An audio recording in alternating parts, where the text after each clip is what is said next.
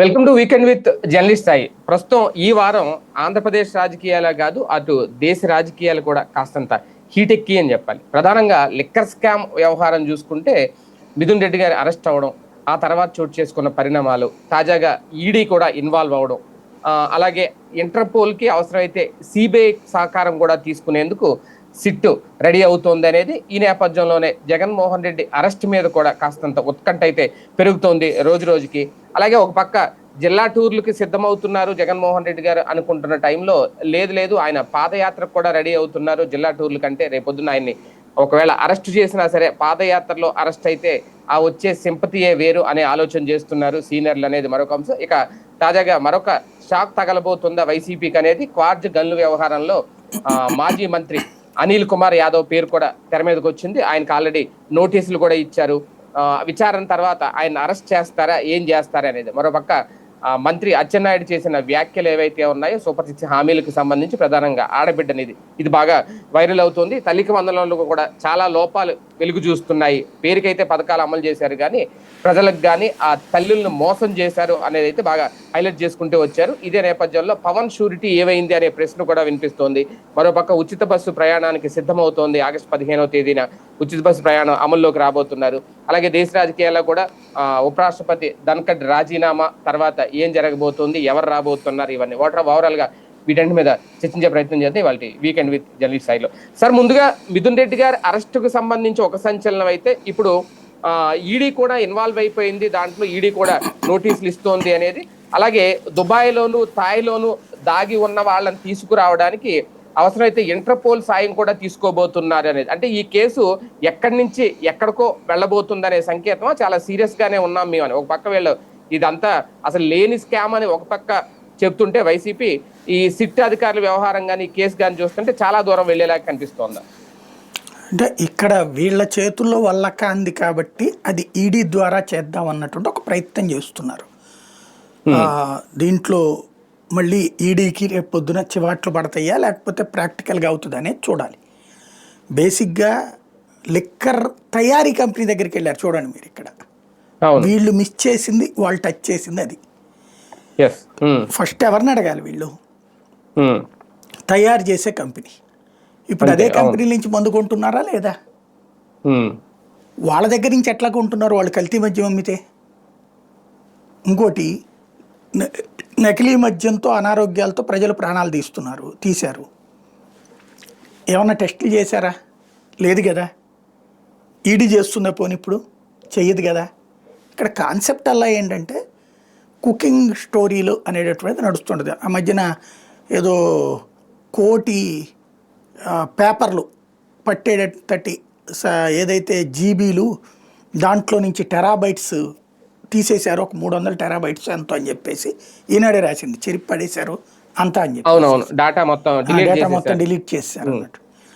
సమాచార హక్కు చట్టం కింద వీళ్ళెవరో వైసీపీ వాళ్ళు ఎవరో అడిగారు.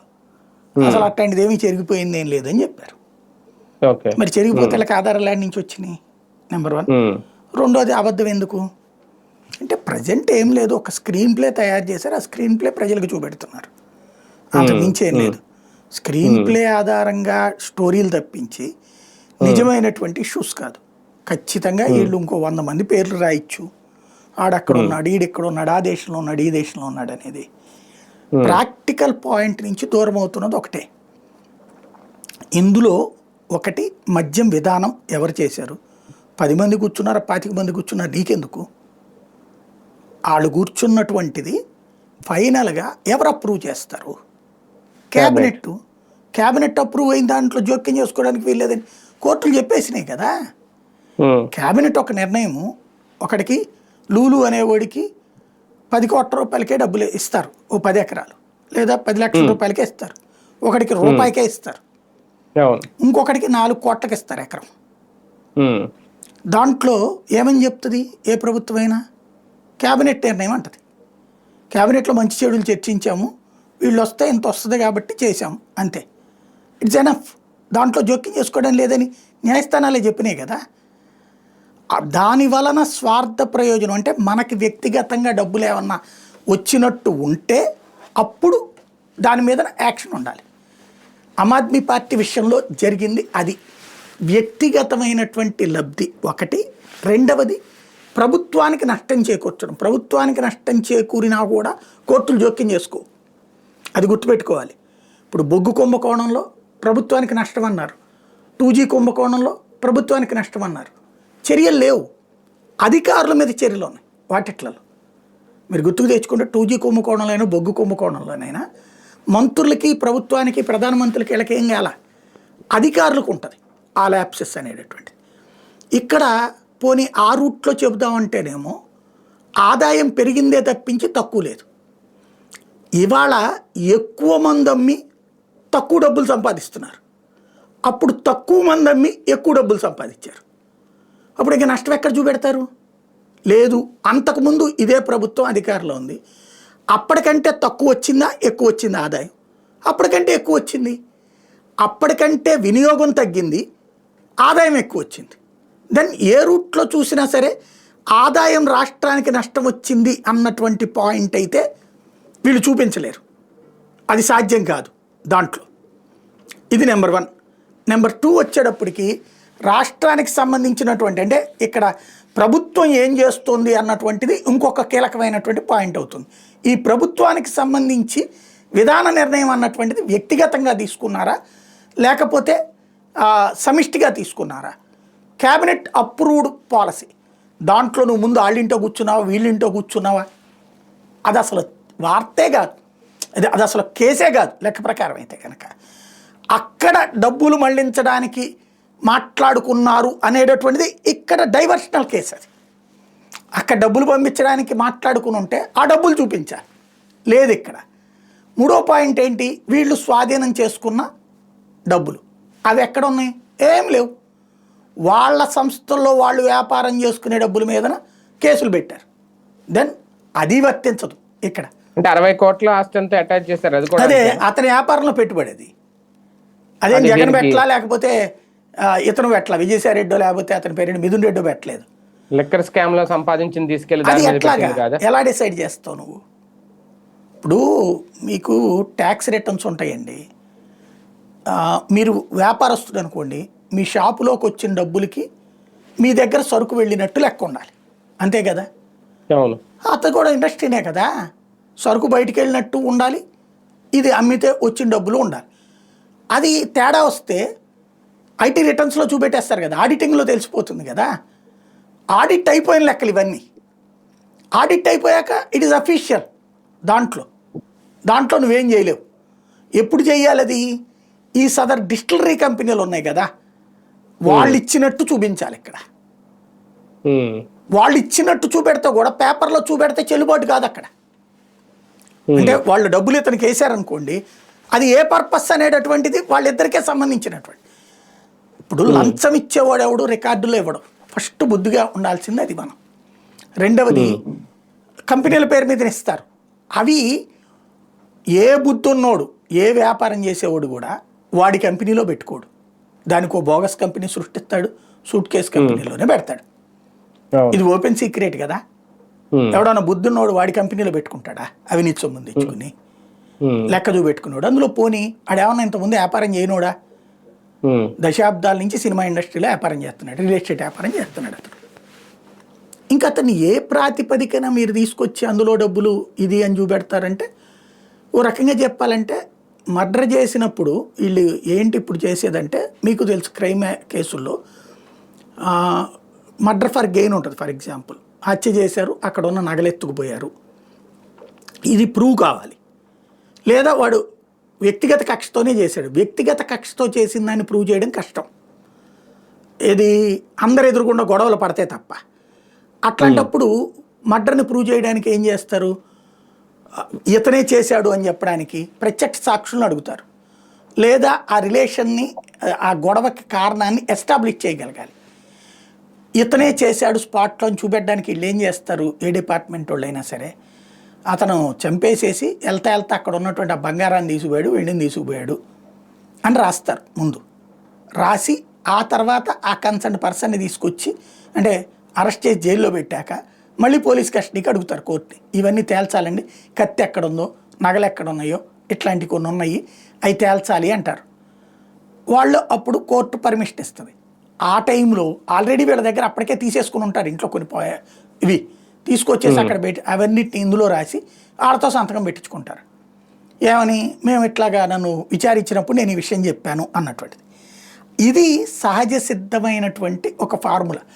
అదేవిధంగా ఇప్పుడు ఈ కేసులో కూడా చేసిన పని ఏంటంటే, ముందు మేము వాళ్ళని అరెస్ట్ చేసేసాం, వాళ్ళ కంపెనీల్లో ఉన్నటువంటి దాన్ని సీజ్ చేస్తున్నాం.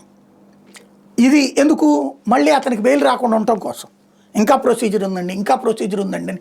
ఇప్పుడు జగన్ కనుక 16 నెలలు జైల్లో ఉంచడానికి ఇంకా ఉంది విచారణ, ఇంకా ఉంది విచారణ అని కదా చెప్పుకొచ్చింది. జగన్ వదిలిపెట్టాలనుకున్నప్పుడు ఆ ముందు కరెక్ట్గా ఒక్కరోజు ముందే ఇంకా విచారణ చాలా ఉంది, ఇంకా ఛార్జ్ షీట్లు వేయాలని చెప్పింది సిబిఐ ఈడీ. మరుసటి రోజున అతను వదిలేయాలనుకోగానే ప్రభుత్వం ఏమీ లేదని చెప్పేశారు, అబ్జెక్షన్, బెయిల్ వచ్చేసింది. 24 hours ఎవ్వడూ ఊహించలేదు. అది ప్రభుత్వం అనుకుంది, జరిగిపోయింది. ఇప్పుడు అంతే. కాబట్టి కంగారు పడాల్సింది, భయపడాల్సింది ఈ సహజంగా వైసీపీ వాళ్ళకు ఉంటుంది. వాళ్ళని కంగారు పెట్టడం, భయపెట్టడం ప్రభుత్వానికి ఉంటుంది. జరిగిపోతూనే ఉంటాయి. కాకపోతే ఏంటంటే కేసులో వాళ్ళు కోరుకున్న లక్ష్యం అయితే నెరవేరిపోయింది కదా. వీళ్ళు దుర్మార్గులు, వీళ్ళంతా కూడా ప్రజలకి మద్యం పేరుతో డబ్బులు తినేశారు అనేటటువంటిది ఎస్టాబ్లిష్ చేయడం వాళ్ళ పని అయిపోయింది కదా. వీళ్ళందరికీ ఏదో శిక్షలు పడాలి, ఉరి తీయాలని వాళ్ళు ఏం కోరుకోవట్ల. జస్ట్ ఒక ఆరోపణ చేసి ఆరోపణ నిజమని ప్రజలను నమ్మించడానికి ఈ స్క్రీన్ ప్లే అంతా సరిపోయింది కదా. అది జరిగిపోయింది. ఇప్పుడు శిక్ష చేసినట్టే ఓ రకంగా. ఇప్పుడు జైల్లో ఉన్నోళ్ళు శిక్ష అనుభవిస్తున్నట్టు. అది అంతే ప్రజల దృష్టిలో. సార్, ఒకటి ఎంత చేసినా ఫైనల్ గా రాజకీయ ప్రయోజనం కోసమే ఇదంతా చేస్తున్నారనేది అందరికీ ఓపెన్ గా తెలిసిన సీక్రెట్. నిజంగా ప్రజలైతే 3,500 కోట్లు అంటే ఎంత ఉంటది ఈ లెక్కలైతే వేసుకోరు. కానీ ఇక్కడ ఈడీ ఎంట్రీ అవ్వడం ఇక్కడ లేదు. రేపొద్దున నిజంగా ఇందులో ఇంటర్పోల్ని ఇన్వాల్వ్ చేసి సిబిఐ కూడా రంగంలోకి దిగితే ఇది కేసు ఇంకా లోతుగా దర్యాప్తుకి, ఇంకా నిజాలు బయటకు తీయడానికి ఉపయోగపడుతుందా? ఇంకా పెద్దగా చూపించడానికి ప్రజల దృష్టిలో దీన్ని ఇంకా బలంగా తీసుకెళ్లి తర్వాత జగన్ ఇంకా బయటికి రాకుండా అరెస్ట్ చేయడానికి ఏమన్నా ఉపయోగపడుతుందా? ఇప్పుడు స్కిల్ డెవలప్మెంట్ కేసులో ఈడీ విచారణ చేసిందండి. చంద్రబాబు గారి దగ్గరికి వచ్చిందా? మిగతా వాళ్ళని చేసింది కదా. ఇందులో కూడా అంతే. దీని ఇంపాక్ట్ ఏమవుతుందంటే మిగతా వాళ్ళ వ్యాపారాలు వాటికి దెబ్బతీసే అవకాశం ఉండొచ్చు. మిగతా వాళ్ళు ఎవరైతే ఉన్నారో వాళ్ళ వ్యాపారాలను స్తంభింపజేయడానికి ఉపయోగపడుతుంది. మీరు అప్పుడు కూడా ఆ స్కిల్ డెవలప్మెంట్ కేసులో ఆ సదర్ సంస్థ ముంబైకి సంబంధించిన కంపెనీ ట్రాన్సాక్షన్స్ బ్లాక్ చేశారు. అట్లాగే ఇంకా వివిధ సంస్థలకు సంబంధించిన అకౌంట్స్ బ్లాక్ చేశారు. ఇక్కడ కూడా అట్లా జరగచ్చు. ఇప్పుడు అదే వీళ్ళ లక్ష్యం కూడా అయి ఉండొచ్చు. ఇప్పుడు చెవిరెడ్డోళ్ళ వ్యాపారాలు, పెద్దిరెడ్డోళ్ళ వ్యాపారాలు, లేకపోతే అతని పేరేంటి కేసిరెడ్డోళ్ళ వ్యాపారాలు, బాలాజీ గోవిందప్ప వ్యాపారాలు ఈ స్తంభింపజేస్తే జగన్కి ఒకప్పుడు ఫేస్ చేశారు చూడండి ఆర్థిక అస్తవ్యస్త స్థితి, అలాంటిది అయ్యి ఉండొచ్చు.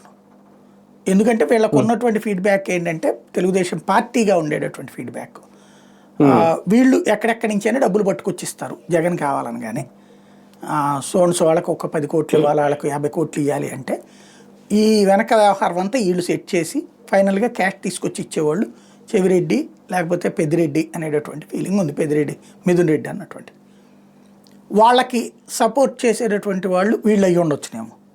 ఏది కసిరెడ్డు లేకపోతే అతని పేరు గోవిందప్పో, ఇట్లాంటి వాళ్ళు అయ్యి ఉండొచ్చు. అంటే జగన్ నువ్వు ఈ కుంభకోణం ఇట్లా చేసి ఇట్లా సంపాదించి ఇట్లా పట్టురా అని చెప్పడం కాకుండా మనం వాళ్ళకు 100 కోట్లు ఇవ్వాలా లేకపోతే వాళ్ళకు ఒక 300 కోట్లు ఖర్చు పెట్టాలి అంటే ఈ స్కెచ్ అంతా వీళ్ళేస్తారు అన్నటువంటిది వాళ్ళకున్న ఫీడ్బ్యాక్. అందుకని వాళ్ళని ఇప్పుడు అదంతా అడిగితే చెప్పరు కాబట్టి ఇట్లా ఫ్రేమ్ చేస్తున్నారు అన్నది నాకు అనిపిస్తున్న పాయింట్ ఇక్కడ. సార్, ఒకటి రాజకీయంగా మాట్లాడుకుంటే దాదాపు ఒక 12 మందిని అరెస్ట్ చేశారు. ఇందులో ఒక 39-40 మంది వరకు నిందితులుగా చేర్చారు. సొంత పార్టీకి సంబంధించిన నాయకులు ఇచ్చిన లీక్స్ ఎంతవరకు ఈ కేసుని ఎక్కడి వరకు లాక్కొచ్చాయి అనుకోవాలి? ఇందులో నాకు తెలిసి లీకులు లేదు, పోడు లేదండి. కాసేపు కాలక్షేపం చేస్తున్నారు. కానీ ఓపెన్ గానే మాట్లాడేది ముందుగా కేసులన్నింటినీ ప్రిపేర్ చేసుకున్నాక దానికి కావాల్సినటువంటిది మీడియాలోనే ఒరిజినల్ చెప్పాలంటే మీడియా లీక్స్ తప్పించి ఇవన్నీ కాదు. ఇప్పుడు విజయసాయిరెడ్డి కూడా ఏమి డీటెయిల్డ్గా ఏం చెప్పలేదు. ఉరిని అడిగితే నాకేం సంబంధం వెళ్ళా కేసిరెడ్డిని అడగండి, వ్యవహారాలు ఏమైనా ఉంటే అతను చూసుకుంటాడు. అంటే అసలు రాజకేసిరెడ్డి అనే పేరు తీసుకొచ్చింది ముందు ఆయనే. అది ఆల్రెడీ వాళ్ళు అడిగారు ఆ ముక్క, మీడియా ముందు వాళ్ళు ఆ ముక్క అడిగారు లోపల, ఆ పాయింట్ బయటకు వచ్చి మాట్లాడాడు ఆయన. ఉమ్, ఉమ్. అంతేగాని ఆయన ఏమి ఎక్స్ప్లెయిన్ చేసింది ఏం అంటే కాదు అక్కడ. అక్కడి నుంచే కదా కేసు కాస్తంత ఊపందుకుంది, అక్కడి నుంచే కదా వరుసగా అలా ఆయన పిలిచింది అరెస్టులు. దేనికి? విచారించడానికే ఉమ్, కదా. అంటే ఉమ్, అప్పటికే కేసు ఉన్నట్టే కదా. ఉమ్. పేరు ఈ నోట్లో నుంచి బయట పెట్టించడం ద్వారా ఈయనకి జగన్కి పూర్తిగా దూరం అవుతుంది. సీపోర్ట్ వ్యవహారం కదా సార్ పిలిచినప్పుడు ఆయన్ని అట్లా. సీపోర్ట్ ఉమ్, దగ్గరికి పిలిచి అదేం అడగలేదు, వేరే ఉమ్. అడిగారని చెప్పాడు ఆయన. గుర్తుందా? Okay, okay. అంటే అదే అదే అఫీషియల్ సీపోర్ట్ గా మనకు కానీ తెలిసి పిలిచి అయితే పిలిచింది వేరే సీపోర్ట్ పర్పస్ వ్యవహారం. ఈ అడిగారు అన్న పాయింటే వచ్చిందారు అక్కడ అవును. ఈయన కాన్సెప్ట్. చెప్పారు అది బయటకు వచ్చి. కాబట్టి అక్కడ ఇష్యూ ఇప్పుడు ఇవాళ కూడా మిథున్ రెడ్డో లేకపోతే వీళ్ళందరినీ కూడా ఈ కేసులోనే వేసేయాలనేం లేదు. ఉమ్, వీళ్ళందరూ ఇంకా ఏమన్నా కుంభకోణాలు చెప్తే అవన్నీ నోట్ చేసుకుని వాటి మీద విచారణలు ప్రారంభిస్తారు వీళ్ళు. ఉమ్, అది ఉమ్, ఉమ్. అంటే ఇంకా లోతైన విచారణ అయితే ఇంకా జరగాల, ఇంకొక ఛార్జ్ షీట్ ఏమన్నా ఉంటుందా ఇందులో? ఛార్జ్ షీట్ ఇంకోటి ఉంటుంది, ఇంకా లోతుగా చేయడానికి ఏం లేదు, తవ్వుకోవడం తప్పించి మనం తవ్వేసేసి దాంట్లో రాసుకోవడం తప్పించి ఏమీ లేదు. బేసిక్గా ఇవాళ వరకు ఉన్నటువంటి డాక్యుమెంటల్ ఎవిడెన్స్ చూస్తే ఇది వేగ్గా రాసినటువంటి ఒక కేసు. అంటే వాళ్ళు మర్డర్ చేశారని మేము భావిస్తున్నాం, ఎందుకంటే వాళ్ళకి గొడవలు జరుగుతున్నాయి కాబట్టి ఎట్లయితే రాస్తుంటారు కొన్ని కొన్ని కేసుల్లో, అట్లాగా ఒక వేగ్గా నడుస్తుంది కేసు. దీంట్లో కాకపోతే ఏంటంటే ప్రభుత్వం కోరుకున్నటువంటి వాళ్ళందరినీ లోపలేయడానికి ఉపయోగపడుతుంది అంతవరకే తప్పించి డబ్బులు దొరకకుండా ఇవన్నీ ఊహాజనితంగా వర్కౌట్ కాదు. సార్ ఒకటి అంతిమ లక్ష్యం ఏంటనుకోవాలి? జగన్ అరెస్ట్ చేయడమా, లేదంటే కీలక ఆర్థిక మూలాలన్నీ లాక్ చేయడమా? జగన్ అరెస్ట్ చేయడము కాదు, ఆర్థిక మూలాలు కాదు. బేసిక్గా అవి మళ్ళీ తర్వాత ఎట్లా విడిపించుకుంటారో వీళ్ళకి తెలుసు, వాళ్ళకి తెలుసు. ఒకటేంటంటే జగన్ మీదన ఒక నెగిటివ్ ఫీలింగ్ని క్రియేట్ చేశారు లిక్కర్ నడ్డు పెట్టి. లిక్కర్ విషయంలో తటస్థుల మనసు గెలుచుకున్నాడు జగన్. ఎందుకని? మద్యాన్ని ఏరులై పారించకుండా బెల్ట్ షాపులు, పర్మిట్ రూములు, రోడ్డు మీద తాగి తందనాల అట్టాలు, ఇలాంటి దరిద్రం లేకుండా, అట్లాగే తెల్లారుజామున లెగిసి తాగడాలు, రాత్రి 2 3 దాకా తాగి రావడాలు, ఈ గొడవంతా లేకుండా ఒక సిస్టంలోకి తీసుకొచ్చాడు తను. పొద్దున 11 తెరుస్తారు, రాత్రి 9 10 కుక్కలు వచ్చేసేస్తారు. అట్లాగే ఓన్లీ ప్రభుత్వ మద్యం దుకాణాలు ఉంటాయి. అక్కడి నుంచి ఒకవేళ ఏమైనా కావాలంటే నువ్వు ఎక్కువ బాటిల్ కూడా తీసుకుపోకూడదు, కేసులు తీసుకెళ్ళడానికి వీల్లేదు, ఒకళ్ళు 2 బాటిల్ 3 బాటిల్ ఇంతకు మించి పట్టుకెళ్ళడానికి వీల్లేదు. ఇలాగ ఒక లాంగ్ సిస్టమ్ పెట్టుకొచ్చాడు. ఇది ఓ రకంగా తటస్థులకి మంచి అంశం అది. ఎందుకు? రేట్లు ఎక్కువ పెంచడం ద్వారా మద్య వినియోగం తగ్గించడం కావచ్చు.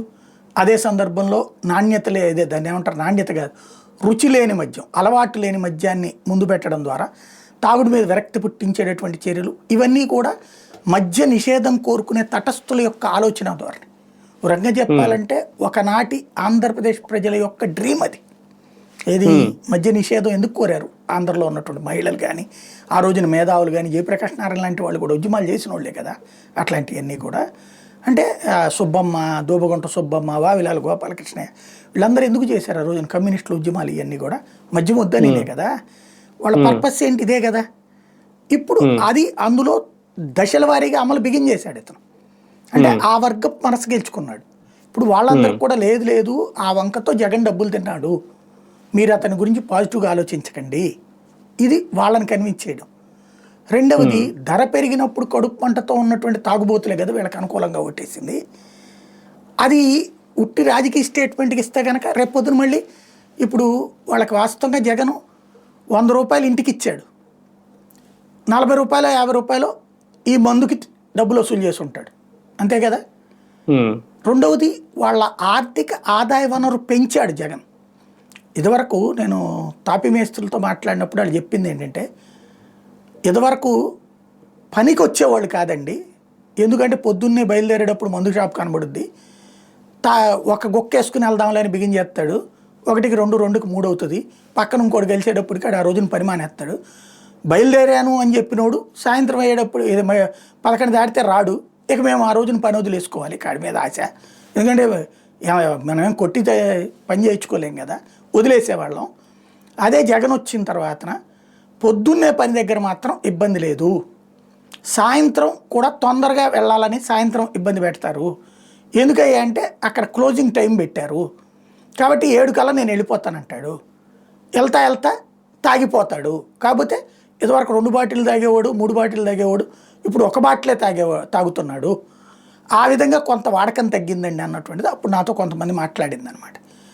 అది ఒక మంచి పాయింట్. కాకపోతే తాగే తాగుబోతుకైతే ఒక ఫీలింగ్ ఉంటుంది కదా, రేట్ ఎక్కువ పెట్టి తాగిచ్చాడు నన్ను అనేటట్టుంది. అట్లాగే ఇదివరకు ఉన్న టేస్ట్ లేదు. ఇప్పుడు ఎప్పుడు థమ్స్అప్ తాగేవాడికి, ఇప్పుడు పేరేంటి రిలయన్స్ వాళ్ళు పెట్టింది అదేదో డ్రింక్ ఉంటుంది, అది తాగితే ఇది అనిపించదు. కోకో కోలా తాగేవాడికి థమ్స్అప్, ఈ రెండు ఒకటే నల్లయే ఉంటాయి. కోకో కోలా తాగేవాడికి థమ్స్అప్లో క్వాలిటీ కనిపించదు, థమ్స్అప్ తాగేవాడికి కోకో కోలాలో క్వాలిటీ కనిపించదు. రెగ్యులర్గా అలవాటైన బ్రాండ్ తాగేవాడికి ఇంకో దాంట్లో అది కనిపించదు కిక్కు. కాబట్టి వాళ్ళల్లో ఉన్న ఆ అసంతృప్తి వీళ్ళకి ఓటయింది. ఇప్పుడు మళ్ళీ వాళ్ళు తాగడం ఇంకొంచెం పెంచాడు. ఇప్పుడు పొద్దు నుంచి రాత్రి దాకా ఎప్పుడు పడితే అప్పుడు తాగుతున్నారు, పళ్ళు మానేసుకుని తాగుతున్నారు, ఎట పడితే అట్ట తాగుతున్నారు. ఈ తాగేటటువంటి వాడికి ఈ ఆలోచన ప్రభుత్వం మీద వ్యతిరేకత రాకూడదు,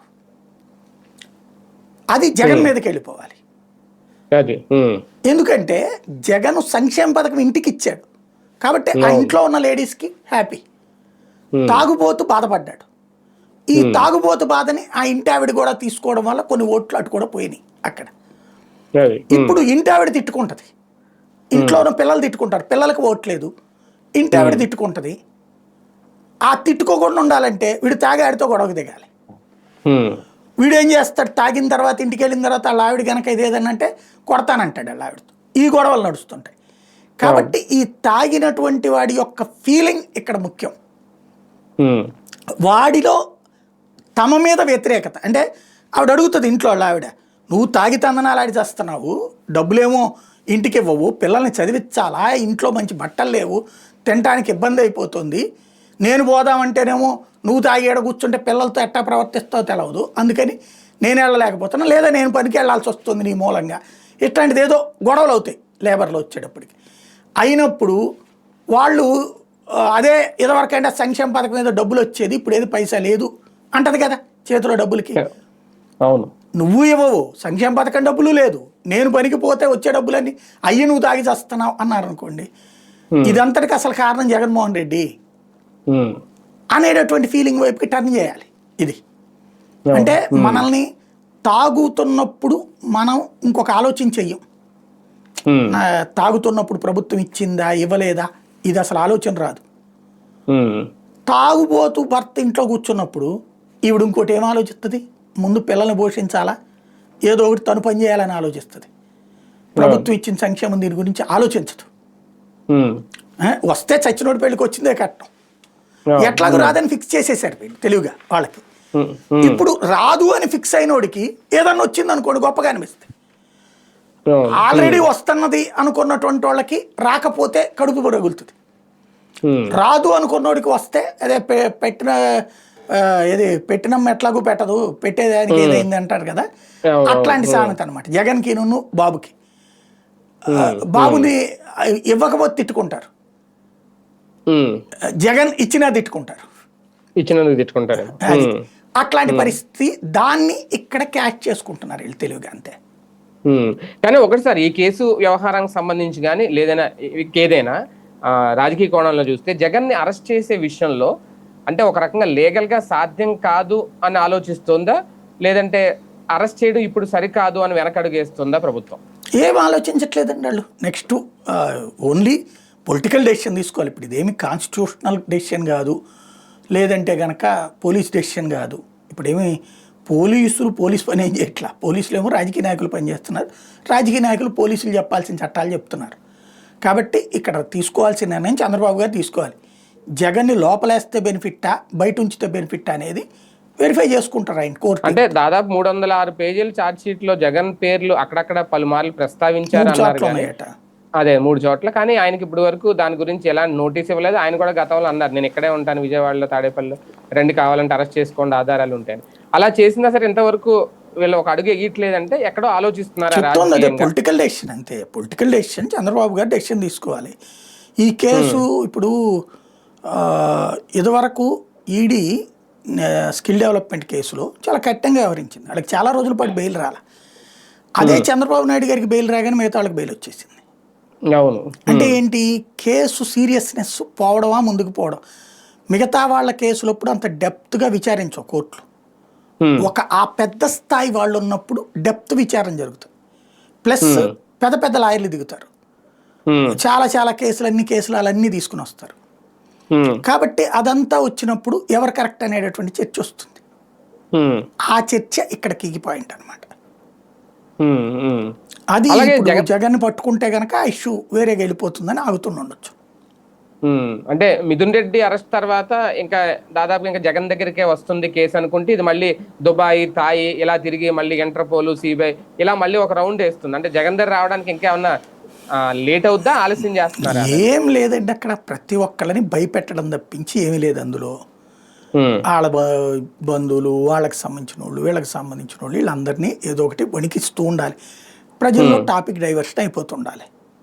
కానీ ఇదంతా చూస్తే ప్రజల్లో మాత్రం ఏదో పెద్ద డొంక కదిలిస్తున్నారనే ఫీలింగ్ వెళ్దా? ఒక పెద్ద డొంక ఇది ఎక్కడెక్కడికో ఖండాంతరాలు దాటేసింది నిన్న 4 పేపర్లో రాసినట్టు అలా అలా వెళ్దా? జనాలులో చర్చించేటటువంటి వాళ్ళు లేబర్కి ఇవన్నీ అసలు సంబంధం లే.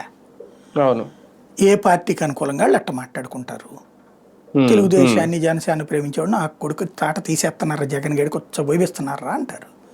అవును. మనం చూస్తుంటా నేను రోడ్డు మీద మాట్లాడుకునేటటువంటి వాళ్ళు రచ్చబండ మాటలు, లేకపోతే దాన్ని ఏమంటారు సిమెంట్ బెంచ్ మాట్లాడాలి సిటీల్లో వచ్చేటప్పటికి. ఉమ్, ఉమ్, ఉమ్, పల్లెటూళ్ళలో అవును. రచ్చబండ మాట్లాడుతుంటాం అనమాట. ఉమ్, అట్లాగే వైసీపీ వాళ్ళు వచ్చారనుకోండి, ఏ బుద్ధి మావాడు చెప్తాడు లేరా సరిగ్గా, మీ వాడు తినలేదా అంటారు. ఎవడు తినలేదని ఎవడు అనుకోవట్లా, ఉమ్, ఎవడు ఎక్కువ తిన్నాడని మాట్లాడుకుంటున్నారే తప్పించి ఉమ్, తినలేదు అనుకోవట్లేదు. తిన్నోడు మాకు నాయకుడు కాదని ఎవడు భావించట్లా లేబర్లో. ఉమ్, ఇక మిడిల్ క్లాసు వాళ్ళు దీనికి అలవాటు పడిపోయారు. వీడు కాకపోతే వాడు, ఆడు కాకపోతే వీడు తింటానే ఉంటారు. మనల్ని ఇబ్బంది పెట్టకుండా ఉంటే చాలు. ఉమ్, మధ్యతరగతిని జగన్ ఇబ్బంది పెడితే జగన్ వద్దనుకుంటారు, ఉమ్, బాబు ఇబ్బంది పెడితే బాబుని వద్దనుకుంటారు. కాబట్టి ఈ సర్కిల్స్తో సంబంధం లేదు. ధనవంతులు అనుకోండి, వాడే తప్పుడు పని చేసి సంపాదించుకున్నప్పుడు వాడు ఇందులో తప్పుని ఆడెత్తాడు. కాబట్టి దీన్ని అంత కోణంలోకి ఆలోచించే అంత సిచ్యుయేషన్ లేదు ఇందులో. ప్రజలు అంతగా ఆలోచించరేమో, అంత అవసరం ప్రజలకు లేదేమో. సంబంధించి ఆలోచిస్తుంటారు. బాగా ఏడిపిస్తున్నారా, అరే అంతే. అనవసరంగా ఏడిపిస్తున్నారా, ఇవే ఉన్నాయి తప్పించి ఇదేంటి అసలు. ఇప్పుడు అదే చర్చించడం బిగిన్ చేశారనుకోండి నిజంగా డెప్త్గా, ఏందిరా ఈ బార్లు ఏంది, ఈ వైన్ షాపులు ఏంది, ఈ పర్మిట్ రూములు ఏంది అనుకోడా ఉమ్, అలా నిజాయితీగా ఆలోచించేవాడు. అవును. అట్లాగే ఇసుక ఏంది, ఈ మైనింగ్ ఏంది, ఇదివరకు ఆడనేమో కేసులు ఎడుతున్నారు, వీళ్ళు ఏం చేస్తున్నారు, అంతకంటే దోచేసుకోవట్లేదు అనుకోరా నిజంగా ఆలోచిస్తే, అవును. న్యూట్రల్గా ఆలోచిస్తే. కాబట్టి ఇక్కడ న్యూట్రల్ కాదు, నువ్వు అటో ఇటో ఆలోచించు అంతే. అదే ఇప్పుడు జరుగుతున్నది. ఈ కేసులో మిథున్ రెడ్డి గారికి ఒక రకంగా కోర్టు ఇచ్చిన వెసులుబాట్లు అంటే ఓకే, అవి ఇంకా రేపెల్లుండి ఏమన్నా అమలు చేస్తారేమో. నిన్న పెద్దిరెడ్డి గారు అయితే మాత్రం ఇంకా అవేం చేయలేదు అన్నారట. జైలు అధికారులు ఏమేం చేయలేదని. ఒక రకంగా ఇంతకుముందు చంద్రబాబు నాయుడు గారికి ఆయన కూడా అదే రాజమండ్రి సెంట్రల్ జైల్లో పెట్టినప్పుడు ఆయన అన్నారు దోమలు కుట్టేస్తున్నాయి, దోమలు ఎక్కువగా ఉన్నాయి, దోమలతో చంపించే కుట్రలు చేస్తున్నారని కూడా చేశారు. దాంతో పోలిస్తే అంటే ఇక్కడ ఎంపీ అనా ఈ స్పెషల్ ప్రివిలేజ్ అనుకోవాలా, ఇవన్నీ ఎలా చూడాలి? ఆయన ఆనాడు శాసనసభ పక్ష నేత తెలుగుదేశం పార్టీకి, ఈయన కూడా పార్లమెంటరీ పక్ష నేత వైసీపీ. అవును, అవును. ఆయనకి ఏం ఫెసిలిటీలు ఇస్తారు, ఈయనకైనా ఇస్తారు. కాకపోతే ఆ రోజున చంద్రబాబు గారి విషయంలో మిస్బిహేవ్ చేయనీలా ప్రభుత్వం. మీరు గమనిస్తే ఎక్కడా మిస్బిహేవ్ చేయాల పోలీసు అధికారులు, చేయనీలా ప్రభుత్వం. ఆయన నేను నా కారులో వస్తానన్నారు 2 సార్లు అన్నారు. అవును. ఆయన కారు కాదు, నువ్వు నా దాంట్లో రావాల్సిందని చెప్పి వ్యాన్లో ఎక్కించుకురాలేదు కదా, లేదా పోలీస్ వెహికల్ ఎక్కించుకురాలేదు కదా. అవును. అట్లాగే కోర్టు దగ్గర కూడా ఆయన కుర్చీ అది కూర్చోవడానికి అదంతా నడిచింది. ఈవెన్ జైలుకి అడిగేటప్పుడే, జైలుకి వేసేటప్పుడే ఇట్లా భోజనం కావాలి, అసిస్టెంట్ కావాలంటే పెద్దానికి మాకేం అబ్జెక్షన్ లేదని చెప్పింది ప్రభుత్వం. కాబట్టినే కదా వెంటనే ఫెసిలిటీ అందింది. సర్వెంట్ని కూడా ఉంచారు అక్కడ ఆయనకి ఎప్పటికప్పుడు. అలాగే ఇంటి భోజనం అక్కడే ఒక కిచెన్ పెట్టి మరీ వండించి పంపించారు ఎప్పటికప్పుడు. రాజమండ్రిలో భువనేశ్వర్ గారు అక్కడే ఉన్నారు కదా, దగ్గరుండి చూసుకున్నారు కదా. రాజమండ్రిలో ఆయన బుచ్చి చౌదరి గారి ఇంటి దగ్గర అక్కడ ప్రత్యేకంగా ఒక ఇది తీసుకుని, అదేది ఒక వెహికల్ తీసుకున్నారు, మన బస్సు క్యారవాన్ లాంటిది, దాంట్లో పెట్టుకుని ఎప్పటికప్పుడు వండించి పంపించేవాళ్ళు. అక్కడ ఒక ఇల్లు తీసుకున్నారు, అదంతా నడిచింది కదా. ఇప్పుడు ఇతనికి అట్లా అందనీయకుండా చూస్తున్నారు. అంటే వీళ్ళ ఉద్దేశం ఏంటంటే వైసీపీకి సంబంధించిన వాళ్ళని హ్యూమిలియేట్ చేయాలని భావిస్తున్నారు. మన వంశీది అంతే జరిగింది. అట్లాగే అతని పేరేంటి, నందిగం సురేష్ది అట్లాగే జరిగింది. అంటే వాళ్ళ హ్యూమిలియేషన్, మానసికంగా కుంగిపోవటం ఒకటి కావాలి. రెండవది వాళ్ళకి బలహీన పడిపోవాలి, ఆరోగ్యం బలహీన పడిపోవాలి. ప్రత్యక్షంగా కొడతేను చంపితేను ప్రజల్లో నెగిటివ్ వస్తుంది. వాళ్ళకున్న హక్కు అందనీయకుండా చేయటం ఇక్కడ తెలివిగా. ఇప్పుడు అచ్చెన్నాయుడు గారికి బాగాలేదని కానీ హాస్పిటల్లో అన్ని రోజుల పాటు ఉంచారే, 90 రోజులు 80 రోజులు బెయిల్ వచ్చేదాకా ఆయన హాస్పిటల్లోనే ఉన్నాడు కదా. కానీ ఏమైంది మరి? వీళ్ళకి వచ్చేటప్పటికి ఏంటి, హాస్పిటల్ కూడా పొద్దున్న తీసుకెళ్తే గంటలో మళ్ళీ వెనక్కి తీసుకెళ్ళిపోతున్నారు. అంటే యంత్రాంగం ఆ రోజున ఈ రోజున వీళ్ళకి అనుకూలంగానే పనిచేస్తుంది. వ్యవస్థీకృత యంత్రాంగం, ప్రభుత్వ ఉద్యోగులు కాదు, అది వ్యవస్థీకృత యంత్రాంగం. దాన్ని అడ్డు పెట్టుకుని వీళ్ళని మానసికంగా కుంగుబాటు చేసే ప్రయత్నం చేస్తున్నారు. అట్లాగే ఆరోగ్యం, ఇప్పుడు ఇవాళ వంశీ నీరసంగా తిరుగుతున్నాడు, అసలు నవ్వు లేదు ముఖంలో, ఇంకా రంగేసుకోలేదు. నందిగం సురేష్ అంతే పరిస్థితుంది. ఇప్పుడు మిథున్ రెడ్డి, చెవిరెడ్డి అట్లాంటి పరిస్థితుల్లోకి వచ్చేయాలి వాళ్ళు. ఇక ఎందుకు బతుకున్నాం రా అనే ఫీలింగ్ క్రియేట్ కావాలి. అది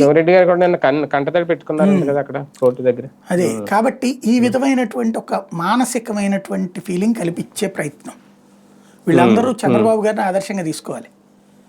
బాబు గారు ఎక్కడ మానసికంగా సంతులనం కోల్పోలేదు, ఆ రోజున కృంగిపోలేదు. ఆయనే చెప్పారు నేను వీక్ అవ్వలేదు ఎక్కడ అని.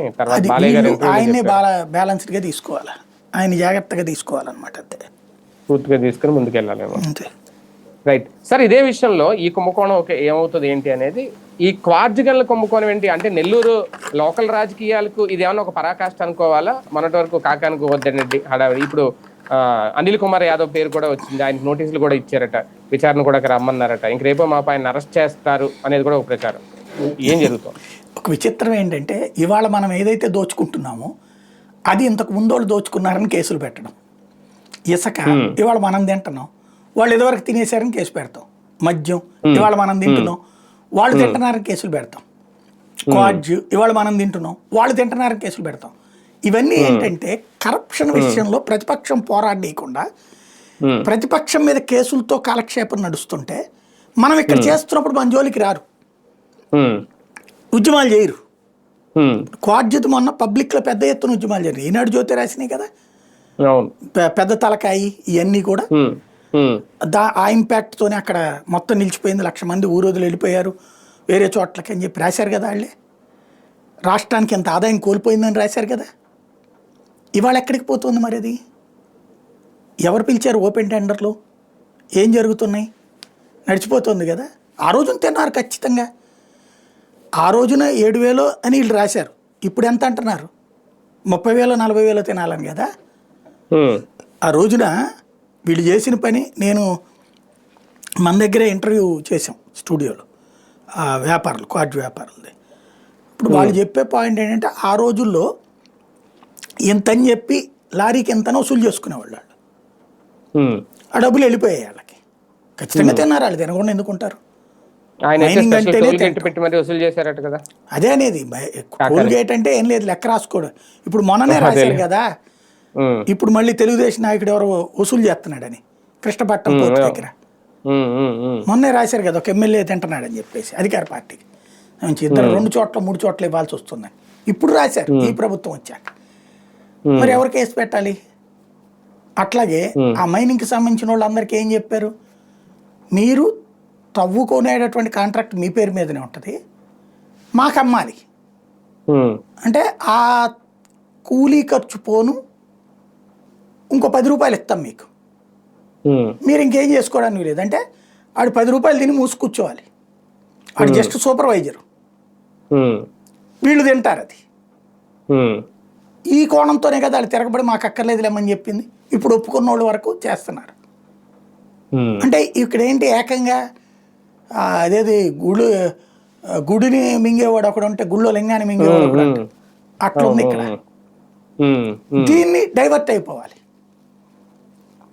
అది ఇక్కడ ఒక ఎత్తుగడ అనమాట. అంతే. అంటే అనిల్ కుమార్ యాదవ్ ఇరుక్కున్నారు ఇందులో, ఇరికిస్తున్నారా? లేదు, నెల్లూరు జిల్లాలో ఉన్న నాయకులు ఎక్కడైతే మంత్రులు ఆ స్థాయిలో వాళ్ళే లీడ్ చేసుకున్నారండి. ఇసుక అయినా ఇసుక అది వచ్చేటప్పటికి సెంట్రలైజ్డ్, మద్యం సెంట్రలైజ్డ్. ఈ మైనింగ్ ఎక్కడికక్కడ దొరికినాయి, ఎక్కడికక్కడ తిని ఉంటారు వీళ్ళు, అదే, తినరని నేను చెప్ప. అంటే ఎందుకంటే ఇవాళ సంపాదించుకున్నారు మరి. అంటే ఇది ఈ పాయింట్ ఎందుకు వస్తుందంటే, జగన్ హయాంలో మమ్మల్ని రూపాయి తినలేదు, రూపాయి సంపాదించుకోలేలేదు అని చెప్పి నాయకులు అలిగారని కదా. ఇవన్నీ చూస్తా ఉంటే నిజంగా బాగానే సంపాదించుకుని తిన్నారేమో అయితే అప్పుడు. ఇదొక్కటే కదా, మైనింగే కదా. మీకు సింపుల్ గా 10 పైసలు మన ఇది మైనింగ్ అన్ని చోట్ల ఉండదండి, కొన్ని చోట్లే ఉంటది. ఇప్పుడు ప్రతి నాయకుడికి బెనిఫిట్ వచ్చేది లెక్కరండి. మెయిన్ అది నెలకి కనీసం అంటే ఇప్పుడు ఇవాళ ఉన్న నాయకులకి ఎంత వస్తుంది, ఎమ్మెల్యే ఇన్ఛార్జి స్థాయిలో ఒక నియోజకవర్గ స్థాయిలో 25 లక్షల రూపాయలేమో మినిమం నెలకి, ₹1,00,00,000 మ్యాక్సిమం లెక్కర్లో. క్యాష్ చేతిలో పడిపోతుంది అంతే. ఇక్కడ జగన్ టైంలో మరి అందరికీ వచ్చిందా లెక్కర్లో? అదే 10 పైసలు లేదు ఆ రోజున, అదే చెప్పేది. ప్రభుత్వం ఇవాళకి అప్పటికి అదే తేడా అంటున్నా. ఆ రోజున వాళ్ళు గొడవ పడింది అది. నెంబర్ 2 వచ్చేటప్పటికి ఇసుక. ఇవాళ ఇసుక ఉంది, ఒక రోజుకి 1000 లారీలు అయితే తవ్వుతారు కదా, 500 లారీలు వేసుకోండి. అంటే కొంతమందికి పట్టణ ప్రాంతాల్లో ఉన్న వాళ్ళకి ఇసుక క్వారీలు ఉండవు, పల్లె ప్రాంతాల్లోనే ఇసుక క్వారీలు ఉంటాయి. ఇసుక క్వారీలు రాష్ట్రంలో దాదాపుగా 120 నియోజకవర్గాల్లో ఉన్నాయండి, 120 నియోజకవర్గాల్లో ఉన్నాయి. లేదు కొన్ని చోట్ల చిన్నదేద్దాం, 100 నియోజకవర్గాల్లో అయితే ఖచ్చితంగా ఉంటాయి. ఈ 100 నియోజకవర్గాల్లో ఒక్కొక్క ఆ ఎమ్మెల్యేకి ఒక రోజుకి 1000 లారీలు అయితే తక్కువ ఉండవు ఖచ్చితంగా. అక్కడ లారీకి 10,000 రూపాయలే తింటున్నాడు అనుకుందాం, లారీకి 10,000 తింటున్నాడు అనుకుందాం. 10,000 ఇంటూ 1000 ఎంత అయిపోయింది అక్కడ ఫర్ డే ఇన్కమ్. ఇది మొత్తం అతను తిన్నిస్తారా? పైన వాళ్ళు ఎమ్మెల్యేని పూర్తిగా తిన్నిస్తారా? లెక్క కడతారు ఎవరికి ఎంత రావాలన్నది. అది నడుస్తుంది. ఇది ఓన్లీ 10,000 అయితే నేను చెప్తోంది. ఆ పైన ఏ రేంజ్ లో ఉంటది లారీ అంటే? 10,000 కాదు కదా, ఏ రేంజ్ లో ఉంటది లారీ రేట్ అంటే? దాంట్లో అసలు ఇతను పెట్టుబడి ఏముంది? కూర్చుని తీసుకోవడమే కదా. ఇది వైసీపీ వాడికి ఏడ దొక్కింది ఈ రెండు. ఇసుక దొరకని చోట మద్యం అయితే అమ్ముడు, మద్యం డబ్బులు వస్తాయి. రెండు ఉన్నోడు అదృష్టవంతుడిక, ఆడు పండగ చేసుకుంటాడు. గోదావరి జిల్లాలో కొన్ని నియోజకవర్గాలు ఉన్నాయి అట్లాగా, కృష్ణా జిల్లాలో కొన్ని నియోజకవర్గాలు ఉంటాయి, గుంటూరు జిల్లాలో ఉంటాయి అట్లాగా. అంటే నదీ తీర ప్రాంతాల్లో ఉండేవాడికి అదో బెనిఫిట్. లెక్కరు ప్లస్ మందు, ఇదే ఇసుక రెండు. అది వైసీపీ వాళ్ళకి ఎవరికి దక్కల. అవి రెండు కొన్ని చోట్ల గొడవపడి ఆ సదరు సంస్థతో టైఅప్ అయ్యి వీళ్ళు తీసుకున్న వాళ్ళు ఉన్నారు ఇసుక. దాంట్లో పెద్ద బెనిఫిట్ రాదు అక్కడ. అవును, ఆ ఇసుకలో కూడా దాదాపు మన ఆంధ్రజ్యోతి రాసింది 137 కోట్లు ఎంతో కుంభకోణం జరిగింది అని. 137 అంటే చాలా చీఫ్ అండి వాళ్ళ. వీళ్ళది ఒక పూట ఆదాయం, ఒక రోజు ఆదాయం, ఒక రోజు ఆదాయం 137 కోట్లు అంటే. అదే కదా, అదే కరెక్ట్ గా ఎంత అనేది రాదు. ఒక వార్త అయితే రాస్తానే ఉంటారు. నెక్స్ట్ దాన్ని ఏమన్నా తీస్తారేమో అనుకుందాం ఇది సంబంధించి. అయితే ఒకటిసారి ఈ వారంలో సూపర్ 6 హామీలు ఇవన్నీ పక్కకి వెళ్ళిపోతున్నాయి కంప్లీట్ గా. ఇదే లెక్కర్ స్కామ్ వ్యవహారం, మిథున్ రెడ్డి అరెస్ట్ అయిన తర్వాత మొత్తం అదే చర్చకి అయితే వచ్చింది. కానీ ఈ లోపల వాళ్ళే గుర్తు చేసుకున్నట్టుగా అచ్చెన్నాయుడు గారు చేసిన వ్యాఖ్యలు ఒక రకంగా ఒక క్లారిటీ ఇచ్చాయా, లేదంటే కొత్త వివాదాన్ని ఏమైనా సృష్టించాయా కూటమి ప్రభుత్వంలో? ఏం లేదు, సైకలాజికల్గా ప్రిపేర్ చేస్తున్నారు అంతే. మేము చాలా చేద్దాం అనుకున్నాం, చాలా చేశాము. ఇప్పటికే అసలు మీరందరూ చాలా ప్రశాంతంగా ఉన్నారు. ఒకప్పుడు మీరు ఇంట్లో అన్నం తింటే గబక్కని వచ్చేసి వండిన అన్నాన్ని లాక్కెళ్ళిపోయేవాళ్ళు, వాళ్ళు కూర లాక్కెళ్ళిపోయేవాళ్ళు, మందేమో చండాలపై ఇచ్చేసేవాళ్ళు. వాళ్ళందరూ అస్సలు మంచోళ్ళు కాదండి, వాళ్ళందరూ దానవులు. ఒరిజినల్ మానవులం మేము, దేవతామూర్తులం మేము. రాక్షసుల నుంచి మిమ్మల్ని రక్షించడానికి అవతరించినటువంటి తరం మాది.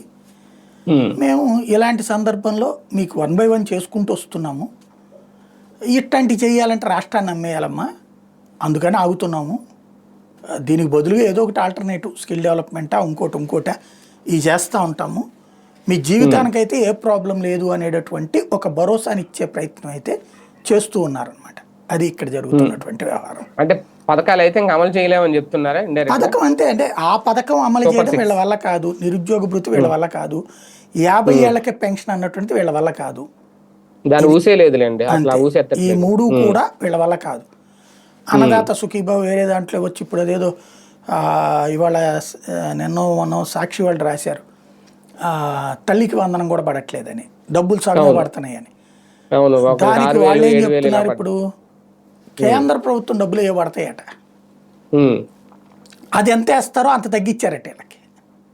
అంటే స్కాలర్షిప్ ఉన్నటువంటి వాళ్ళకి ఆ స్కాలర్షిప్ డబ్బులు పడితే ఆ మిగతా వేసారట వీళ్ళకి. అది ఇప్పుడు తాజాగా వీళ్ళు ఇస్తున్న ఎవరన్నా సాంఘిక సంక్షేమ శాఖ వాళ్ళు అది చెప్పలేదు.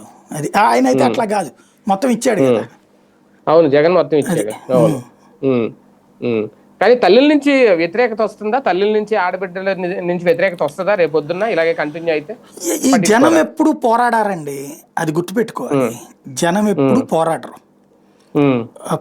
తిట్టుకుంటారు. మళ్ళీ వాళ్ళకి అవకాశం వచ్చినప్పుడు తప్పించి ఏమీ ఉండదు. అది అంటే ఆడబిడ్డని ఇది అనేది వీళ్ళ మార్క్ అయ్యి ఉండేది కదా సార్ సెపరేట్ గా. ఇంతకుముందు జగన్ తల్లికి వందనం అనేది అమ్మఒడిని తల్లికి వందనంగా మార్చారు. వీళ్ళ మార్క్ వచ్చేదాన్నే వీళ్ళు ఆపుకోవడం అదొక స్వయంకృత అపరాధం అవుదా? అంటే ఇప్పుడు బేసిక్ కాన్సెప్ట్ ఒకటే, పబ్లిక్ గురించి ఆలోచిస్తే మనం ఇచ్చిన మాట ఏది తప్పినా సమస్య. పబ్లిక్ గురించి ఆలోచించేది ఎవరు? ఇప్పుడు పబ్లిక్ని గురించి ఆలోచిస్తే వాళ్ళు నష్టపోతారు, కష్టపడతారనే ఆలోచన ఏముండదు ఇక్కడ. అది గుర్తుపెట్టుకోవాలి. ఇక్కడ చెయ్యరు వీళ్ళు, వాళ్ళు ఏం చేయాలనుకుంటారో అదే చేస్తారంతే. కానీ ఈ సూపర్ సిక్స్ హామీలో లేదంటే ఎన్నికలకు ముందు వీళ్ళు ఇచ్చిన మేనిఫెస్టో విషయంలో పవన్ కళ్యాణ్ గారి షూరిటీ అయితే కొంతవరకు ఉంది. చాలా వరకు ఇప్పుడు పబ్లిక్ మాట్లాడిన మాటల్లో మీరు ఎవరిని చూసి ఓటేశారంటే పవన్ కళ్యాణ్ గారిని నమ్మాం, పవన్ కళ్యాణ్ గారిని చూసాం అనేది ఎక్కువ బాగా వినిపిస్తోంది. కానీ ఆ షూరిటీగా ఉన్న పవన్ కళ్యాణ్ గారే ఇప్పుడు మౌనంగా ఉన్నారు. తెలియక లేదంటే తెలుసా ఇప్పుడు మాట్లాడడం కరెక్ట్ కాదన? అంటే ఇక్కడ సమస్య ఏంటంటే పవన్ కళ్యాణ్ ఒక మిజరబుల్ రాంగ్ స్టెప్ వేస్తున్నారు. ఈ సంక్షేమ పథకాల గురించి తను షూరిటీ ఇచ్చిన మాట వాస్తవం, కానీ ఆ విషయాన్ని అతను ఒప్పుకోవట్లేదు. ఇదే ఆ విషయాన్ని ఏది తెలియనట్టు ప్రవర్తిస్తున్నాడు. ప్లస్ పరిపాలన బాగుంది, అంత సవ్యంగా జరిగిపోతుంది అని తను నమ్ముతున్నాడు, అది నమ్మమంటున్నాడు. ఇప్పుడు తన దగ్గర ఉన్నటువంటి అభిమానులు, తన కార్యకర్తలు ఎవరైతే ఉంటారో వాళ్ళందరూ కూడా ఈ పేద కుటుంబాల నుంచి వచ్చినటువంటి వాళ్ళే. వాళ్ళకి వాళ్ళ ఇంట్లో తెలియదా? ఒక రకంగా మొన్నటిసారి ఎలక్షన్స్లో జనసేనకి ఓట్లు ఎందుకు అంత సీరియస్గా పడ్డాయి అంటే ఎవరు చెప్పారో కానీ ఒక స్ట్రాటజిక్ గేమ్ ప్లే చేసింది. నాగబాబు గారు ట్రైనింగ్ ఇచ్చారంటున్నారు. అప్పుడు ప్రతి జన సైనికుడు కూడా వాళ్ళ ఇంటి దగ్గరికి వెళ్ళి, వాళ్ళ బంధువుల దగ్గరికి వెళ్ళి ప్రమాణాలు చేయించుకున్నారట వాళ్ళ మీద, వాళ్ళ నెత్తి మీద. పవన్ వస్తే మారిపోతుంది అద్భుతం, చంద్రబాబు ఏదన్నా చంద్రబాబు మీకు నచ్చకపోయినా సరే ఖచ్చితంగా పవన్ కళ్యాణ్ బాగు చేస్తాడు, అతనికి ఇవ్వాల్సిందే ఈసారి ప్రమాణం చేయండి అని చెప్పి వాళ్ళ మీద ప్రమాణాలు చేయించుకున్నారు, తల్లులతో తండ్రులతో, అట్లాగే వృద్ధులతో వాళ్ళ ఇంట్లో. ఎస్పెషల్లీ కాపు సామాజిక వర్గంలో ప్రతి ఇంట్లో ఇది జరిగిందట. దాని ఇంపాక్ట్ ఓట్లు పడ్డాయి వాళ్ళకి. ఇప్పుడు ఆ పథకాలు లేకపోయినా తాము ప్రశాంతంగా బతుకుతున్నాం అనుకున్నారు అనుకోండి, పవన్కి పెద్ద ప్రాబ్లం ఏం లేదు. అసలు ఈ పథకాలు ఇవ్వడం వల్లే రాష్ట్ర నాశనం అయిపోతుందని వాళ్ళందరూ భావించారు అనుకోండి, నష్టమేం లేదు. కానీ ఇప్పుడు ఇది ఎట్లా ఉంటుందంటే సింపుల్ లాజిక్, నేను ఇదివరకు నెలవారీ జీతం మీద డిపెండ్ అయ్యాను, ఆ జీతానికి అనుగుణంగా నా బడ్జెట్ పెట్టుకున్నాను. ఇప్పుడు ఇవాళ మనం ఈ నెట్వర్క్ నడుపుకుంటున్నాం. ఇప్పుడు నెల అయ్యేటప్పటికి నేనేం చూడాలి? ఈ జీతాలు ఎంత ఇవ్వాలా, నెక్స్ట్ మన ఖర్చులు ఎంత అవుతాయి, ఈ అనేది చూడాలి. ఈ స్టేజ్కి వచ్చాక ఇప్పుడు నేను మళ్ళీ నాకు అక్కడ ఉద్యోగం ఆఫర్లు ఇస్తున్నా వెళ్ళలేకపోతున్నానే. ఎందుకని? ఇది అలవాటు పడిపోయా నేను.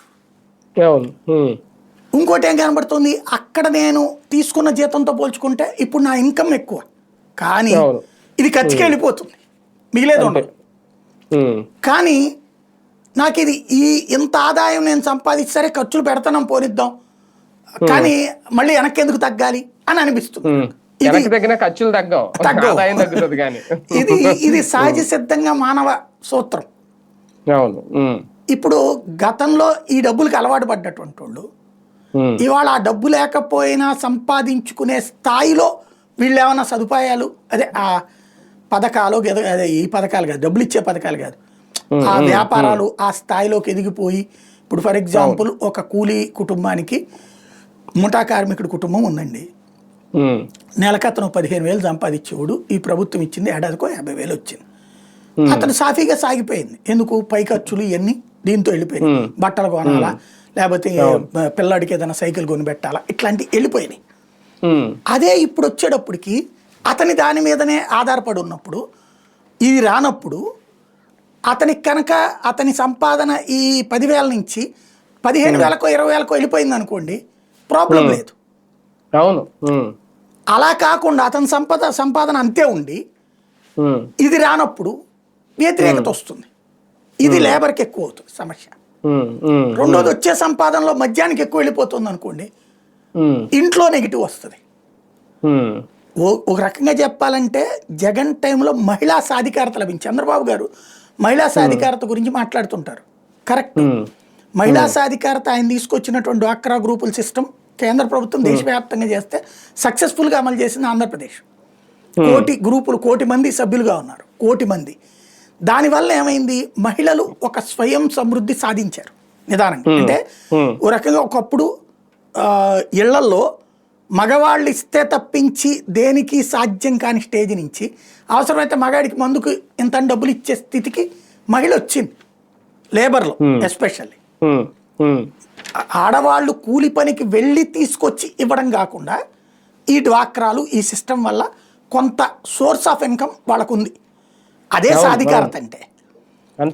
అలాంటి స్టేజీలో ఇప్పుడు వాళ్ళు ఒక్కసారిగా చేతిలో డబ్బులు లేని వాళ్ళుగా మిగిలితే, అంటే ఇంట్లో వాళ్ళ పరిస్థితి ఒక్కసారిగా ఏమైపోతుందో చూడండి.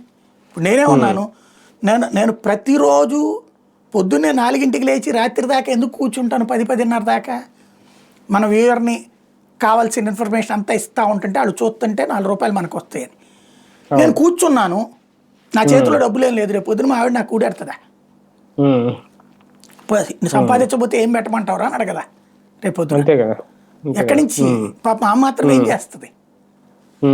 ఈ ఇళ్ల పరిస్థితి అదే కదా బేసిక్గా. అప్పుడు వాళ్ళ అసంతృప్తిని చల్లార్చగలిగితే భవిష్యత్తులో వీళ్ళ ప్లాన్ ఓకే. వీళ్ళు ఏం చేస్తున్నారు, వాళ్ళ ఆదాయ వనరులు అయ్యే పెరిగిపోతలే రేపు పొద్దున. రెండవది వచ్చేటప్పటికి ఈ డబ్బులు అంతా కూడా జగన్ దోచేసుకున్నాడని మనం చెప్తున్నాం కాబట్టి చర్చ అటుకెళ్ళిపోతుంది అనుకుంటున్నారు. లేబర్కి ఇవాళ ఫస్ట్ వీళ్ళు గుర్తుపెట్టుకోవాల్సిన ఒక ఫార్ములా, 1,00,000 కోట్ల రూపాయల అవినీతి చేశాడు అన్నాకనే జగన్ని గెలిపించింది ప్రజలు, ప్రతిపక్ష నాయకులు చేసింది. 16 నెలలు జైల్లో ఉన్నా, 16 నెలలు జైల్లో ఉన్నాడు, 1,00,000 కోట్లు తిన్నాడని చెప్పాకనే ఆయన సీఎం చేశారు. నువ్వు ఇవాళ 1,000 కోట్లు తిన్నాడు, 3,000 కోట్లు తిన్నాడంటే ఏందండి, ఎవడు పట్టించుకోవాలి బేసిక్గా. ఇంకోటి, వాడికి ఎవరికి నష్టం రాలా, వాడికి అందరికి డబ్బులు వచ్చినాయి ఇతని వల్ల. అప్పుడు ఎందుకు అతన్ని వ్యతిరేకించాలి? ఓన్లీ మొన్న క్యాస్ట్ ఈక్వేషన్స్ పనిచేసినాయి. డెడ్లియెస్ట్ కాంబినేషన్ కమ్మ కాపు ఏకం కావడం, ఇంకోటి జగన్ చేసుకున్న స్వయంకృతాపరాధం కారణంగా రెడ్లు దూరం కావటం, జగన్ స్వయంగా పవన్ కళ్యాణ్ టార్గెట్ చేయడం వల్ల కాపు సామాజిక వర్గంలో వీళ్ళకి వచ్చే ఓట్లు డిస్టర్బ్ అవటం, వెళ్ళిపోవడం అవతలకి. కాపులు గంపు కొత్తగా వెళ్ళిపోయారు. ఈయన ఎక్స్పెక్ట్ చేసిన బీసీలు రాలా, తెలుగుదేశం నుంచి ఇటుకు వస్తారనుకున్న బీసీల కోసం ఈయన చాలా పాచికలు వేశాడు. వాళ్ళకి డబ్బులు ఇచ్చాడు, బీసీ నేస్తాలు, అట్లాగే వాళ్ళకి సంబంధించి బోలెడు పదవులు ఇచ్చాడు, వాళ్ళకి సీట్లు కూడా పెంచాడు, విపరీతంగా పెంచాడు. కానీ ఆ బీసీలే ఇతన్ని ఓన్ చేసుకోవాలా, చంద్రబాబుని ఓన్ చేసుకున్న వాళ్ళు వాళ్ళ నుంచి వదల్లా. ఆ విధమైన రాజకీయ తప్పిదం జగన్ ఓడించింది. కానీ వీళ్ళు ఏమనుకుంటున్నారు, పథకాలు ఇచ్చినా ఓడిపోయాడు, ఏముందిలే ఇదే కాంబినేషన్ మనం ఉంటాం కదా అనుకుంటున్నారు. తమిళనాడులో ద్రవిడ మున్నేట్ర కజగంతో పాటు 15 పార్టీలు ఉంటాయి. ఆల్ ఇండియా అన్న ద్రవిడ మున్నేట్ర కజగంతో పాటు 15 పార్టీలు ఉంటాయి. మార్పు రాలేదా బేసిక్గా? ఒరిస్సాలో బిజు జనతా దళతో పాటు 5-6 పార్టీలు పొత్తులు ఉన్నాయి. బీజేపీ రాలేదు మొన్న. అవును. అట్లాగే అఖిలేష్ యాదవ్తో పాటు ఐఎన్డీఏ కూటమి కుప్పలు తెప్పలు ఉంది ఉత్తరప్రదేశ్లో. బీజేపీ రాలేదు అక్కడ. వ్యతిరేకత అవతల మీద వచ్చేస్తే నువ్వు ఎంత జట్టు కట్టినా ఏమీ కాదు. అంటే పొత్తు ధర్మంలో భాగంగా కూడా మౌనంగా ఉండాల్సిన పరిస్థితి ఏమన్నా ఉందా పవన్ కళ్యాణ్ గారి ముందు? ఆయనకి ఈ రాజకీయ అవగాహన లేదండి బేసిక్గా. తనకి ఓన్లీ వన్ మ్యాన్ ఎజెండా. ఆయన జగన్ రాకూడదు అంతే. చంద్రబాబు నాయుడు రైట్ మనిషి, జగన్ చెడ్డోడు, చంద్రబాబు గుడ్డు. అంటే 2024 మేనిఫెస్టో మీద పవన్ కళ్యాణ్ గారి బొమ్మ కూడా పక్కన ఉందని ఆయనకు తెలుసు. ఆయన ఇచ్చిన బాండ్ల మీద ఆయన ఫోటోతో పాటు ఆయన సంతకం ఉందన్న సంగతి ఆయనకు తెలుసు. ఇంతకుముందు కౌలు రైతుల కుటుంబాలకి, చనిపోయిన కుటుంబాలకి వెళ్ళి పరామర్శించి ₹1,00,000 ఇచ్చి వచ్చిన పవన్ కళ్యాణ్ గారు ఇప్పటికీ రైతులకు డబ్బులు పడలేదు అన్న విషయం కూడా ఆయనకు తెలుసు. ఇంకా మిగిలిన పథకాలు చాలా రాలేదు, అందలేదని తెలుసు. అయినా సరే ఆయన అద్భుతంగా ఉంది అని అనడం, సూపర్ సిక్స్ హామీలు అమలు చేసేస్తున్నారు కదా, ఇంకేముంది అంటే ఆయనకి తెలియక, లేదంటే చెప్పట్లేదా, తెలిసి ఆయన సైలెంట్ గా ఉంటున్నారా అని? ఆయన కూడా రాజకీయమే నేర్చుకున్నాడు. ఇప్పుడు ఇదివరకు రాజకీయం రాదన్నారు, ఇప్పుడు ఆయన కూడా రాజకీయమే నేర్చుకున్నాడు. వచ్చేసిందా మేబీ ఎలక్షన్స్కి ఒక ఏడాది ముందు నుంచి. అంటే ఇప్పుడు రోజు జగన్ మీద ద్వేషాన్ని అలాగే పెంచుతూ ఉంటాడు. ఎలక్షన్స్ ముందు ఏమంటాడు, మనం చాలా ఇద్దాం అనుకున్నాం కాబట్టి జగన్మోహన్ రెడ్డి ఇప్పుడు అంటే నెక్స్ట్ ట్రిప్ వీళ్ళు ఏం చేస్తారు నాకు తెలిసి అటు ఇటు కాకుండా బీజేపీ మీదకు తోసేస్తారేమో అనిపిస్తోంది. నిజమే, మరి బీజేపీ మీదకు తోసేస్తారేమో. సెంట్రల్లో మేము ఆశ పెట్టుకున్నాం, వాళ్ళు జరగొట్టడం వల్ల జరిగిందని అటు తోసేస్తారా? ఇప్పటికే ప్రతిదానికి కేంద్రాన్ని లింక్ చేస్తున్నారు. రైతుల విషయంలో కానీ, వాళ్ళకి వచ్చే మద్దతు ధర విషయంలో కానీ. ఇప్పుడు కూడా ఇందాక మీరు చెప్పారు కదా, తల్లికి వందనకు సంబంధించి కొంత డబ్బు వాళ్ళు ఇవ్వాలని, ఇలా ప్రతిదానికి లింక్ చేస్తున్నారు. ఇప్పుడు అన్నదాత సుఖీబాబు కూడా లింక్ అదే కదా, అదే చేస్తారు రేపు పొద్దునేమో. అయితే పవన్ కళ్యాణ్ ఆ ధైర్యం చేస్తాడా, లేదా అప్పుడు వీళ్ళు గనక అతను అడిగినట్టు ఇవ్వనన్నారు అనుకోండి, అంటే అతను ఏమైనా చేయగల సమర్థుడు, మాటకారి, తెలుగు మీద పట్టుంది, తను ఏం చెప్తే అది మా దేవుడు అని నమ్మేటటువంటి బ్యాచ్ ఉన్నారు.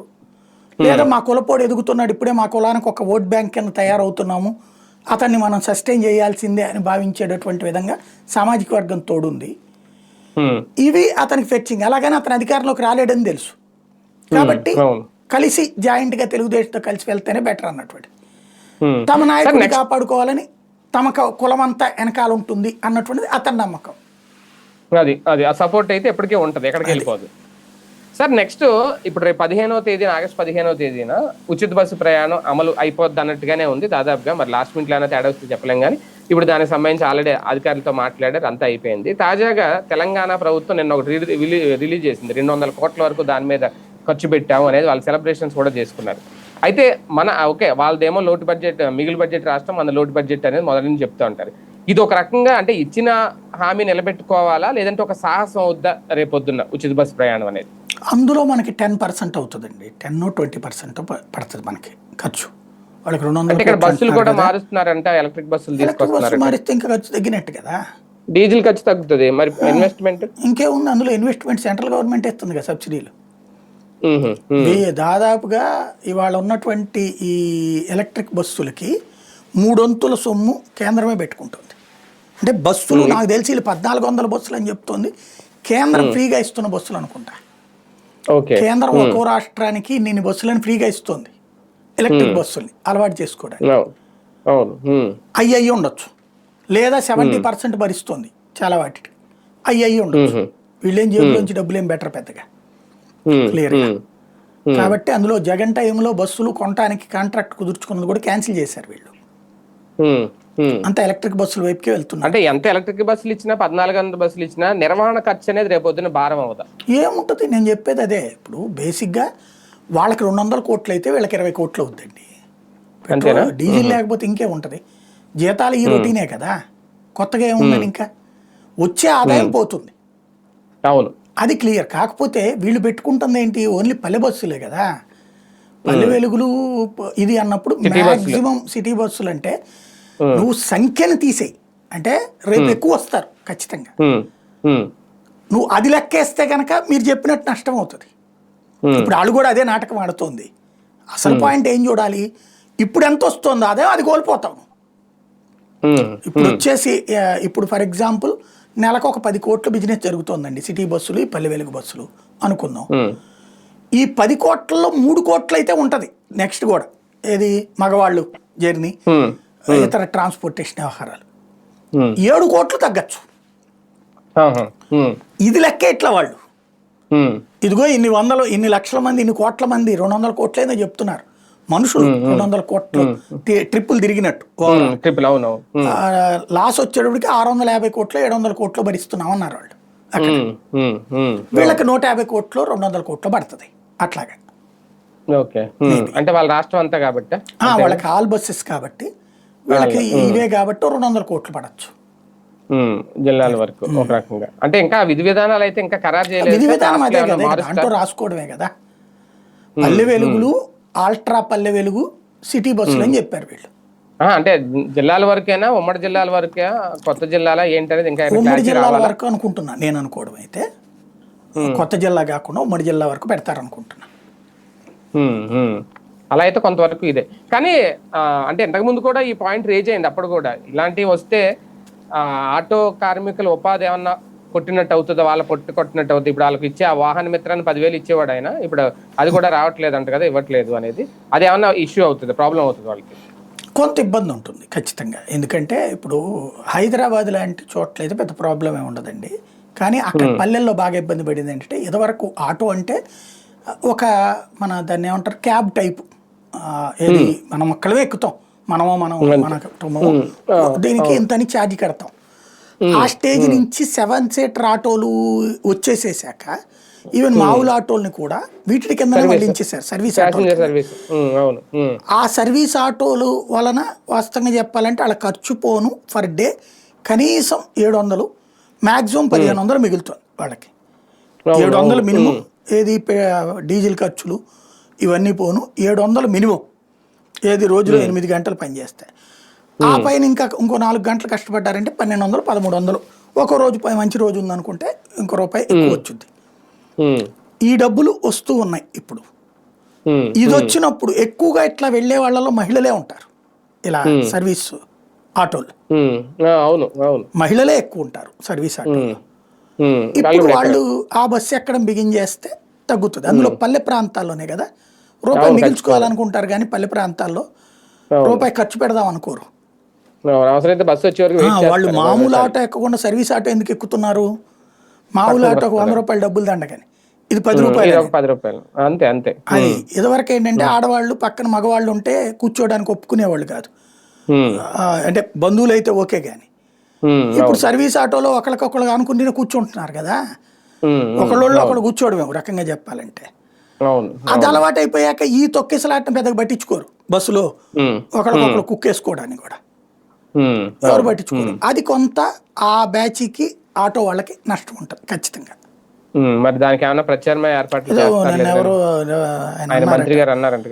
ఏం ప్రత్యామ్నాయం ఏర్పాటు చేస్తారు? ఆ డబ్బులు ఏమైనా ఇస్తారు ఏంటి వీళ్ళు? కదా ఇంతకుముందు వాహన మిత్ర ఇస్తేనే వీళ్ళు తప్పు పట్టారు కదా, 10,000 ఇచ్చి లాగేస్తున్నాడు మళ్ళీ ట్యాక్సుల రూపంలో, అది అదే తప్పాడు. ఇంకా అలాంటిది ఏమి ఉండదు. సరే, కీలకమైన అంశం ఈ వారంలో అంటే ఇది జిల్లాల విభజన ఆల్రెడీ అయిపోయింది, మళ్ళీ చేస్తారా? అప్పుడు కొన్ని అయితే వచ్చినాయి. ఇప్పుడు కోనసీమ జిల్లా నుంచి అప్పుడు చాలా ఇష్యూ అయింది. అరకు జిల్లా గురించి అక్కడ ఏదో కొన్ని జిల్లాలు అంటే బోర్డర్లు సరిహద్దులు మార్పులు అయ్యి చేరి ఒక గ్రామం మారితే నియోజకవర్గం మారిపోయి జిల్లాలు మారిపోయినాయి సరిహద్దులు. ఇప్పుడు తాజాగా వేసిన ఈ మంత్రివర్గ ఉపసంఘం ద్వారా ఏం చేయబోతున్నారు? అసలు వీళ్ళ ఆలోచన ఏంటి? ఇక్కడ రాజకీయ కోణంలో చూసినా, లేదంటే నిజంగా అక్కడ ఇష్యూ ఉందా, అవసరం ఇప్పుడు ఈ జిల్లా విభజన మళ్ళీ? అంటే ఆ టైంలో వీళ్ళు కొన్ని యాజిటేషన్స్ చేసి వీళ్ళ షరతులు ఏదో కొన్ని డిమాండ్స్ పెట్టారు. వీళ్ళ డిమాండే కాదు, వైసీపీ వాళ్ళ డిమాండ్ కూడా పట్టించుకోలేదు జగన్. ముందు అర్జెంటుగా వేగంగా చేయాలన్న రూట్లోనే వెళ్ళిపోయింది. ఎక్కడో బాగా పవర్ఫుల్ లీడర్ ఒకళ్ళిద్దరికి పని చేయించుకోగలిగారు, కానీ మిగతాదంతా కూడా జరిగింది. అప్పుడు చాలా మంది ద్వేషించారు జగన్, సొంత పార్టీ వాళ్ళే. ఇప్పుడు ఈ కారణాలతో అట్లాంటి అసంతృప్తులైన కార్యకర్తలు ఇటు చేర్చుకోవచ్చు. రెండోది వచ్చేటప్పటికి వీళ్ళు కోరుకున్న విధంగా జిల్లా డిజైన్ మార్చచ్చు. ఓ రకంగా చెప్పాలంటే ఇప్పుడు ఈ కమిటీ ఒక గేమ్ చేంజర్ రాబోయే రోజుల్లో. ఏం గేమ్ చేంజర్ అంటే, రాబోయే రోజుల్లో పార్లమెంటరీ అసెంబ్లీ నియోజకవర్గాల పునర్విభజన జరగబోతుంది. దానికి అనుగుణంగా చేయబోతున్నారు వీళ్ళు తెలివిగా. అంటే జిల్లాలు పెరుగుతాయా సార్ ఇప్పుడు? మళ్ళీ జిల్లాలు పెరగవు. జిల్లాల్లో నియోజకవర్గాలు ఇప్పుడు ఒక్కో జిల్లాకు పార్లమెంటరీ స్థాయి కదా. అవును అవును ఇప్పుడు వీళ్ళు ఇప్పుడు కొన్ని మార్పు 26. చేర్పులు చేసేసి ఒకే జిల్లాలో పార్లమెంట్ అంతా ఉండేటట్టు చేస్తారు. కొన్ని చోట్ల 2-3 జిల్లాలకు వస్తుంది కదా. ఇప్పుడు చిత్తూరు జిల్లా నెల్లూరు జిల్లాలో కూడా అన్నమయ్య. వస్తుంది. ఇది చిత్తూరు అవును. ఎంపీ నెల్లూరు జిల్లా కింద వస్తాడు, అటు చిత్తూరు జిల్లాకి వస్తాడు, తిరుపతి జిల్లాకి 2 చోట్లకి అవుతుంది. మధ్యలో అక్కడ కొంచెం చెంచాడు పార్టీ చిత్తూరు కూడా వస్తాట. ఓకే. అట్లాగా 3 చోట్ల ఉంటుంటుంది. అట్లాంటిది తిరుపతి ఎంపీకి ఆ ప్రాబ్లం ఉందన్నమాట. తిరుపతి ఎంపీకి నెల్లూరును తిరుపతి జిల్లా 2 జిల్లాలు అవుతున్నాయి. అదే కొన్ని గ్రామాలు అట్లాంటి కలుస్తున్నాయి అందులో. అట్లాంటి సిచ్యుయేషన్స్ ఇప్పుడు సెట్ చేయొచ్చు వీళ్ళు. రెండవది ఓటర్లకి రేపు పొద్దున ఫ్యూచరు ఓట్లని మన వాళ్ళ ఓట్లని పోలరైజ్ అయ్యి ఎదురు వాళ్ళ ఓట్లని డివైడ్ చేయొచ్చు. దానికి ఒక ట్రైల్ వేస్తున్నారు ఇప్పుడు స్ట్రాటజిక్గా. ఒకసారి దేశ రాజకీయాల్లో చూసుకుంటే ప్రధానంగా ధనకడ్ రాజీనామా తర్వాత భారతీయ జనతా పార్టీకి ఒక రకంగా అనూహ్యంగా ఒక మచ్చ ఏమన్నా వచ్చి పడిందా? కాంగ్రెస్ పార్టీకి ఈ రాజీనామా అనుకూలంగా ఏమన్నా మారిందా? చేసేవాడేస్తూనే ఉంటాడు, కొత్తగా పోయింది దాంట్లో. ఏమన్నా రేపమంటారా? ఆయన రాజీనామా చేశాడు, చేయడం వెనకాల క్లియర్ కట్ కారణాలు ఆయన చెప్పలేదు, అనారోగ్యం అని చెప్పాడు. అవును. భారతీయ జనతా పార్టీ ఆయన వేధించింది. గుడ్, నీకేం ఆయన రాజీనామా చేసిన సందర్భంలో జరిగిన పరిణామాలు ఓటంకించుకుంటే బీజేపీ దాంట్లో పబ్లిక్ ఏముంది సంబంధం? ఇప్పుడు దాంట్లో పబ్లిక్ ఏం సంబంధం లేదు. భారతీయ జనతా పార్టీ విధానాలకు వ్యతిరేకంగా ఉంటే బీజేపీ నుంచి వెళ్ళిపోయాడు. దాంట్లో కాంగ్రెస్కి ఏం సంబంధం, కమ్యూనిస్టులకి ఏం సంబంధం, వీళ్ళకేం సంబంధం? వీళ్ళ దగ్గర ఉన్నోళ్ళు వీళ్ళ విధానాలకు వ్యతిరేకంగా ఉంటే వీళ్ళు ఉంచుకుంటారా? ఉంచుకోరు కదా. ఇప్పుడు శశిధరూర్ని ఏమంటున్నారు, దూరం పెట్టట్లేదా? శశిధరూర్ని మేము మీటింగులు కూడా పిలవమంటలేదా అంటున్నారు కదా. నీ పార్టీ నీకు ఎట్లా ఆలోచిస్తావో వాడి పార్టీ ఆ డెసిషన్స్ తీసుకుంటాడు. మధ్యలో నువ్వెవరు మాట్లాడడానికి? ఏం నష్టం వస్తుందని అక్కడ. అంటే రాజ్నాథ్ సింగ్ పేరు కూడా వస్తుందా ఇప్పుడు తెర మీదకి జేపీ నడ్డాతో పాటు? రాజ్నాథ్ సింగ్, జేపీ నడ్డా ఇవన్నీ మన పేపర్లు రాయడమేనండి. ఇప్పుడు వాళ్ళు ఒకటి లెక్క చూసుకుంటారు. Rajnath Singh Lok Sabha MP, Nadda Rajya Sabha MP. అక్కడ నడ్డాని పెట్టుకుంటే మళ్ళీ ఆ ప్లేస్ వేరే వాళ్ళకి ఇచ్చుకోవచ్చు. మళ్ళీ ఈయన తీసుకుంటే ఈయనకి ఇంకొకళ్ళు అక్కడ మళ్ళీ ఎలక్షన్ పెట్టాలి, బై ఎలక్షన్. ఎందుకు ఈ తతంగం? రెండోది, రాజకీయాలు వదిలేయడానికి రాజ్నాథ్ సింగ్ ఏం సిద్ధంగా లేడు కదా. ఈ పొజిషన్ అంటే ఇంటికి వెళ్ళి కూర్చోవడం అయిపోయాక రాజకీయ సన్యాసం తీసుకునే ముందు దశ ఇది ఓ రకంగా. అప్పుడు వెంకయ్య నాయుడు గారికి ఇచ్చినప్పుడు కూడా అలాగే అన్నారు. ఇట్లాగా ఉంటది కాబట్టి. అంటే మోడీ గారికి అమిత్ షాకి ఇద్దరికి తల్లో నాలికల్లా ఉండే వాళ్ళని ఈ పదవిలో కూర్చోబెడతారు అనేది, అంటే ఆ తల్లో నాలికలుగా ఉండేవాళ్ళు ఎవరు? అవన్నీ ఉత్తుత్తి మాటలండి. తల్లో నాలికలు ఏముండదు. ఇప్పుడు ఆ లెక్క ద్రౌపది ముర్ము ఏమన్నా తల్లో నాలిక? పార్టీ సిద్ధాంతాలకు అనుగుణంగా పనిచేసే వాళ్ళని పెడతారు. వాళ్ళు చెప్పిన మాటనే వాళ్ళని పెట్టుకుంటారు. మరి అంతే కదా. ఇప్పుడు ప్రభుత్వం రోజు తనను తిట్టించుకోవాలనుకుంటుందా ఏంటి? ఏ ప్రభుత్వం అయినా సరే తన వ్యతిరేకం తీసుకెళ్లి ఆ రాజ్యాంగబద్ధ పదవుల్లో పెట్టుకుంటుందా? ఇప్పుడు ఇతను చేసిన తప్పదే. వాస్తవంగా ఇతను ఏంటంటే ఏ సంఘ పరివార్ నుంచి వచ్చినోడు అయితే వెంకయ్యనాయుడు గారి లాగా అన్నట్లయితే ఉండేది, ఇబ్బంది రాలేదు కదా. కానీ ఈయనేంటి, ఇంతకుముందు జనతాదళ్ళు, తర్వాత కాంగ్రెస్, వీటన్నిటిలో నుంచి వచ్చినోడు. ఆ లక్షణాలు పోలా, పార్టీ మూల సిద్ధాంతాల సంగతి అర్థం కాలేదు అతనికి, కాబట్టి పక్కన పెట్టారు. సార్ ఒకటి ఫైనల్ గా దేశవ్యాప్తంగా జిఎస్టి అనేది నరేంద్ర మోడీ వచ్చిన తర్వాతే తీసుకొచ్చారు, ఆయన విధానమే. వాస్తవానికి ఇప్పుడు వరుసగా 3 సార్లు ఆయన ప్రధానమంత్రి అయినా సరే మొదట్లో ఎప్పుడైతే అప్పుడు డిమానిటైజేషన్ విషయంలో లేదు, చాలా వ్యతిరేకత వచ్చేస్తుంది, మళ్ళీ ఆయన అధికారంలోకి రాడు, ప్రధాని అవడు నరేంద్ర మోడీ, ఇలా రకరకాల లెక్కలు వేసుకున్నారు. కానీ అవన్నీ వర్కౌట్ అవ్వలేదు. కానీ జిఎస్టి విషయంలో చిరు వ్యాపారాల మీద కూడా భారం పడుతుందా? ఈ మధ్యకాలంలో చాలా నేను చూస్తున్నాం. ఎందుకంటే పెద్ద పెద్ద వాళ్ళు అంటే ఓకే, వాళ్ళు జిఎస్టీ కట్టాలి, తప్పదు, అది భారం అనుకోవడం లేదు. మొన్న ఒకసారి పానీపూరి బండి అతనికి ఈ యూపీఐ ట్రాన్సాక్షన్ ద్వారా 40 లక్షలు ఎంత అయిందని చెప్పి ఆయనకి జిఎస్టీ నోటీసులు ఇచ్చారండి. ఇప్పుడు తాజాగా కూడా కర్ణాటకలో కూడా అదే జరిగిందంట. మొన్న దాదాపు వీళ్ళందరూ టీ అమ్ముకునే వాళ్ళు వీళ్ళు 1,60,60 లక్షలు ఎంత 4 ఏళ్లకి ఎంతో ఇస్తే 27 లక్షలు ఎంతో జిఎస్టీ కట్టాలని నోటీసులు పంపించారు. వాళ్ళు ఇప్పుడు సమ్మెకు కూడా రెడీ అయ్యారంట. ఓకే, అక్కడ కూల్ అయింది. కానీ అంటే ఇటువంటిది రేపు పొద్దున్న ఎఫెక్ట్ అవ్వదా? చిరు వ్యాపారుల మీద కూడా జిఎస్టీ భారం విధించడం అనేది మామూలుగా లెక్కల ప్రకారం చూసుకుంటే కరెక్టే, కానీ ఎంతవరకు కరెక్ట్ అనేది.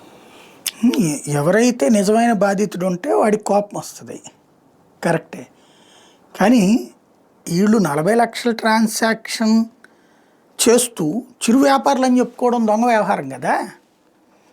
ఇప్పుడు ఒక సాఫ్ట్వేర్ ఇంజనీర్కి ఎంత డబ్బులు వస్తాయండి? జాయిన్ అయినప్పుడు 25,000 30,000 బిగిన్ చేస్తే మ్యాక్సిమం అతను చించుకుంటే 2 లక్షల రూపాయలకు వస్తే గ్రేటు. 1,00,000 అంటే అద్భుతం, 2 లక్షలు అంటే గ్రేటు.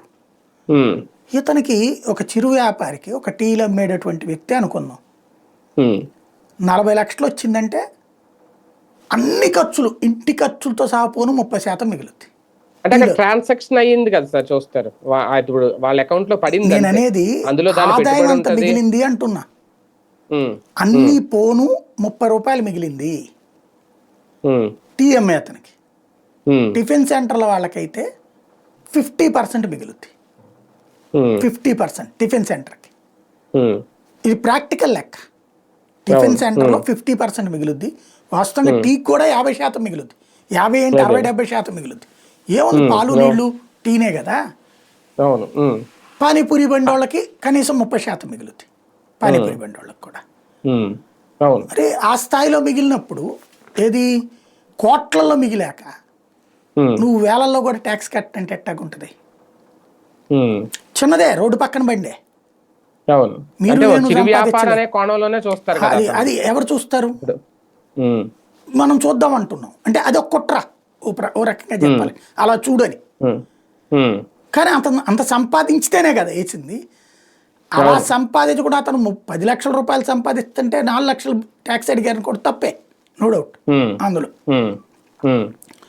అలా కాకుండా సంపాదన అంత ఎక్కువ ఉండి కూడా ఏమీ కట్టనంటే ఏం చేయాలి? అందులో 40 లక్షల దాకా వదిలేశారు. 40 లక్షల రూపాయలు ఒక టీలు అమ్మితే దాంట్లో కనీసం 20 లక్షల లాభం వస్తుందిగా. సరే, అతని ఖర్చులన్నీ ఇంకో 10 లక్షలు వేసుకోండి, 10 లక్షలు అయితే మిగులుతుంది కదా. మరి ఎలాగా కాన్సెప్టు? ఇదే లేకపోతే అసలు ట్యాక్సెస్ ఇంకెందుకు? అంటే కట్టేవాడే కడతా ఉండాలా? ఎవరు మధ్యతరగతి ఉద్యోగి, మధ్యతరగతి వ్యాపారస్తుడే కట్టుకుంటూ కూర్చోవాలా? వీళ్ళు కట్టరా? ఎట్లాగవుతుంది? కాకపోతే లేకుండా కడుతున్నారు అంటే తప్పు. లేకుండా కడుతున్నారు వీళ్ళు అంటే వాళ్ళు ఏమి వ్యాపారం చేయకుండానే కడుతున్నారు అంటే ఖచ్చితంగా అది తప్పు. అక్కడ గుర్తుపెట్టుకోవాలి. కాకపోతే అంటే గతంలో ఇలాంటివి లేవు, ఈ యూపీఐ ట్రాన్సాక్షన్స్ వచ్చిన తర్వాతే కదా ఇలాంటిలో క్యాష్ ఇలాంటి రావు, బయట పడవు కదా. ఇప్పుడు డబ్బులు క్యాష్ తీసుకుంటే తెలియదు కదా. ఇంతవరకు నల్లధనం అంటే అదే కదండి. మరి నల్లధనం అంటే ఏంటి? బ్లాక్ మనీ అంటే ఎవడో నల్లగా రంగేస్తారేంటి? రాజకీయ పన్ను కట్టందే బ్లాక్ మనీ, అంతే కదా. ఇప్పుడు ఆ లెక్కను చూసుకున్నప్పుడు ఇదివరకు షాపుల్లో చూసేవాళ్ళం లెక్కలు, నేనే రాశాను స్టోరీలు. 1,00,000 రూపాయలు లావాదేవీ జరిగితే 5 సున్నాలు కదా, 1000 పక్కన 2 చుక్కలు పెడతారు. అలా నడబట్టినే కదా దేశంలో అతి తక్కువ పన్ను వసూలు అయ్యేది, బ్లాక్ మనీ నడిచింది. బ్లాక్ మనీ నిరోధించడానికే కదా ఈ సిస్టమ్ తెచ్చింది జిఎస్టీ. ఇదంతా కూడా 100 కోటి దరిద్రాలకు అనంత కోటి ఉపాయాలు అంటారు. పన్నులు ఎగ్గొట్టేటటువంటి ప్రయత్నం చేసేటప్పుడు దాన్ని రాబట్టే ప్రయత్నాలు ప్రభుత్వాలు చేస్తుంటాయి. కొంచెం కసిగా కఠినంగా చేస్తుంది బీజేపీ. అంటే ఇలాంటి వారికి ఏమైనా ఎగ్జామ్షన్ ఇవ్వాల్సిన అవసరం ఉంటుందా? ఖచ్చితంగా 40 లక్షలలోపు ఇచ్చారు కదా ఎగ్జామ్షన్. 40 లక్షలు దాటిన తర్వాత కూడా ఎగ్జామ్షన్ ఇస్తారు. అంటే చిరు వ్యాపారి కాబట్టి 40 లక్షల లోపు చేస్తే చిరు వ్యాపారం అంటారు. 40 దాటాక చేస్తే ఇంకా చిరు వ్యాపారం ఏంటి? అదే కదా. అంటే ఇదేమి రేపు పొద్దున్న ఇబ్బంది అవుదా ఎలక్షన్ లో? అతనికి ఇబ్బంది పెట్టాలనుకున్నాడు, ఎప్పుడు పెడతా అంటాడు. కానీ సామాన్యుల్ని టచ్ చేయడం అనేది సామాన్యుడు ఎట్లా అవుతాడు అతను? అన్ని లక్షలు తీసుకున్నాడు. ఇప్పుడు మన పానీపూరి ఏంటంటే మనకి పన్నేశారు అనుకోండి, తప్పు. అదే, అవును. అది వీళ్ళు తెలివైన వాళ్ళు అయితే ఏం చేయాలంటే పానీపూరి రేట్లు ఇవన్నీ పెంచేయాలి. పెంచేసి ఇట్లా మా మీద ట్యాక్స్ ఎక్కువ వేస్తున్నారు, మేము పన్ను పెంచామని చెప్పాలి, రేటు పెంచామని చెప్పాలి. అప్పుడు సామాన్యుడికి తగులుద్ది. అదే కదా. ఈ సలహా కార్పొరేట్ కంపెనీల వాళ్ళు ఇస్తే కనుక ₹1,00,00,000 డబ్బులు తీసుకుంటారు అనమాట. ఏది పొలిటికల్ కన్సల్టెన్సీ కింద. మళ్ళీ అదొక సిండికేట్ అవుతుందేమో దీనికి లాగా. రైట్. చూద్దాం. మొత్తానికి ఓవరాల్ గా చూసుకుంటే ఆంధ్రప్రదేశ్ రాష్ట్రంలో ఇప్పుడు మొత్తం లిక్కర్ స్కామ్ వ్యవహారమే ముందుకెళ్తోంది. ఏం జరుగుద్ది నిజంగా దుబాయ్, థాయ్ ఖండాంతరాలు దాటేసిందా ఈ కేసు అన్నట్టుగా, ఇందులో ఎంతవరకు ఇంటర్పోల్, సిబిఐ ఇన్వాల్వ్ అవుతుంది, ఇప్పటికే ఈడీ అయితే రంగంలోకి దిగింది అనేది. జగన్మోహన్ రెడ్డి గారి వరకు వెళ్ళడానికి, ఆయన అరెస్ట్ చేయడానికి ఎంతవరకు ఉపయోగపడుతుంది ఈ కేసు? ఇంకో ఛార్జ్ షీట్ కనుక దాఖలు చేస్తే ఖచ్చితంగా జగన్ అరెస్ట్ చేయబోతున్నారు అనేది ఒక ప్రచారం. ఏం జరగబోతోంది? సూపర్ 6 హామీలు వ్యవహారంలో కూడా వ్యతిరేకత వస్తుందా ప్రభుత్వం మీద అచ్చెన్నాయుడు గారు చేసిన వ్యాఖ్యలతో కానీ, లేదంటే మహిళలకు ఇస్తానన్న పథకాలు ఇవ్వకపోవడం, దీని వల్ల ఎంతవరకు ప్రయోజనం, రేపొద్దున ఎంతవరకు నష్టం, ఇవన్నీ వేచి చూడాల్సిన అంశాలు. ఇది ఇవాల్టి వీకెండ్ విత్ జర్నలిస్ట్ సాయి.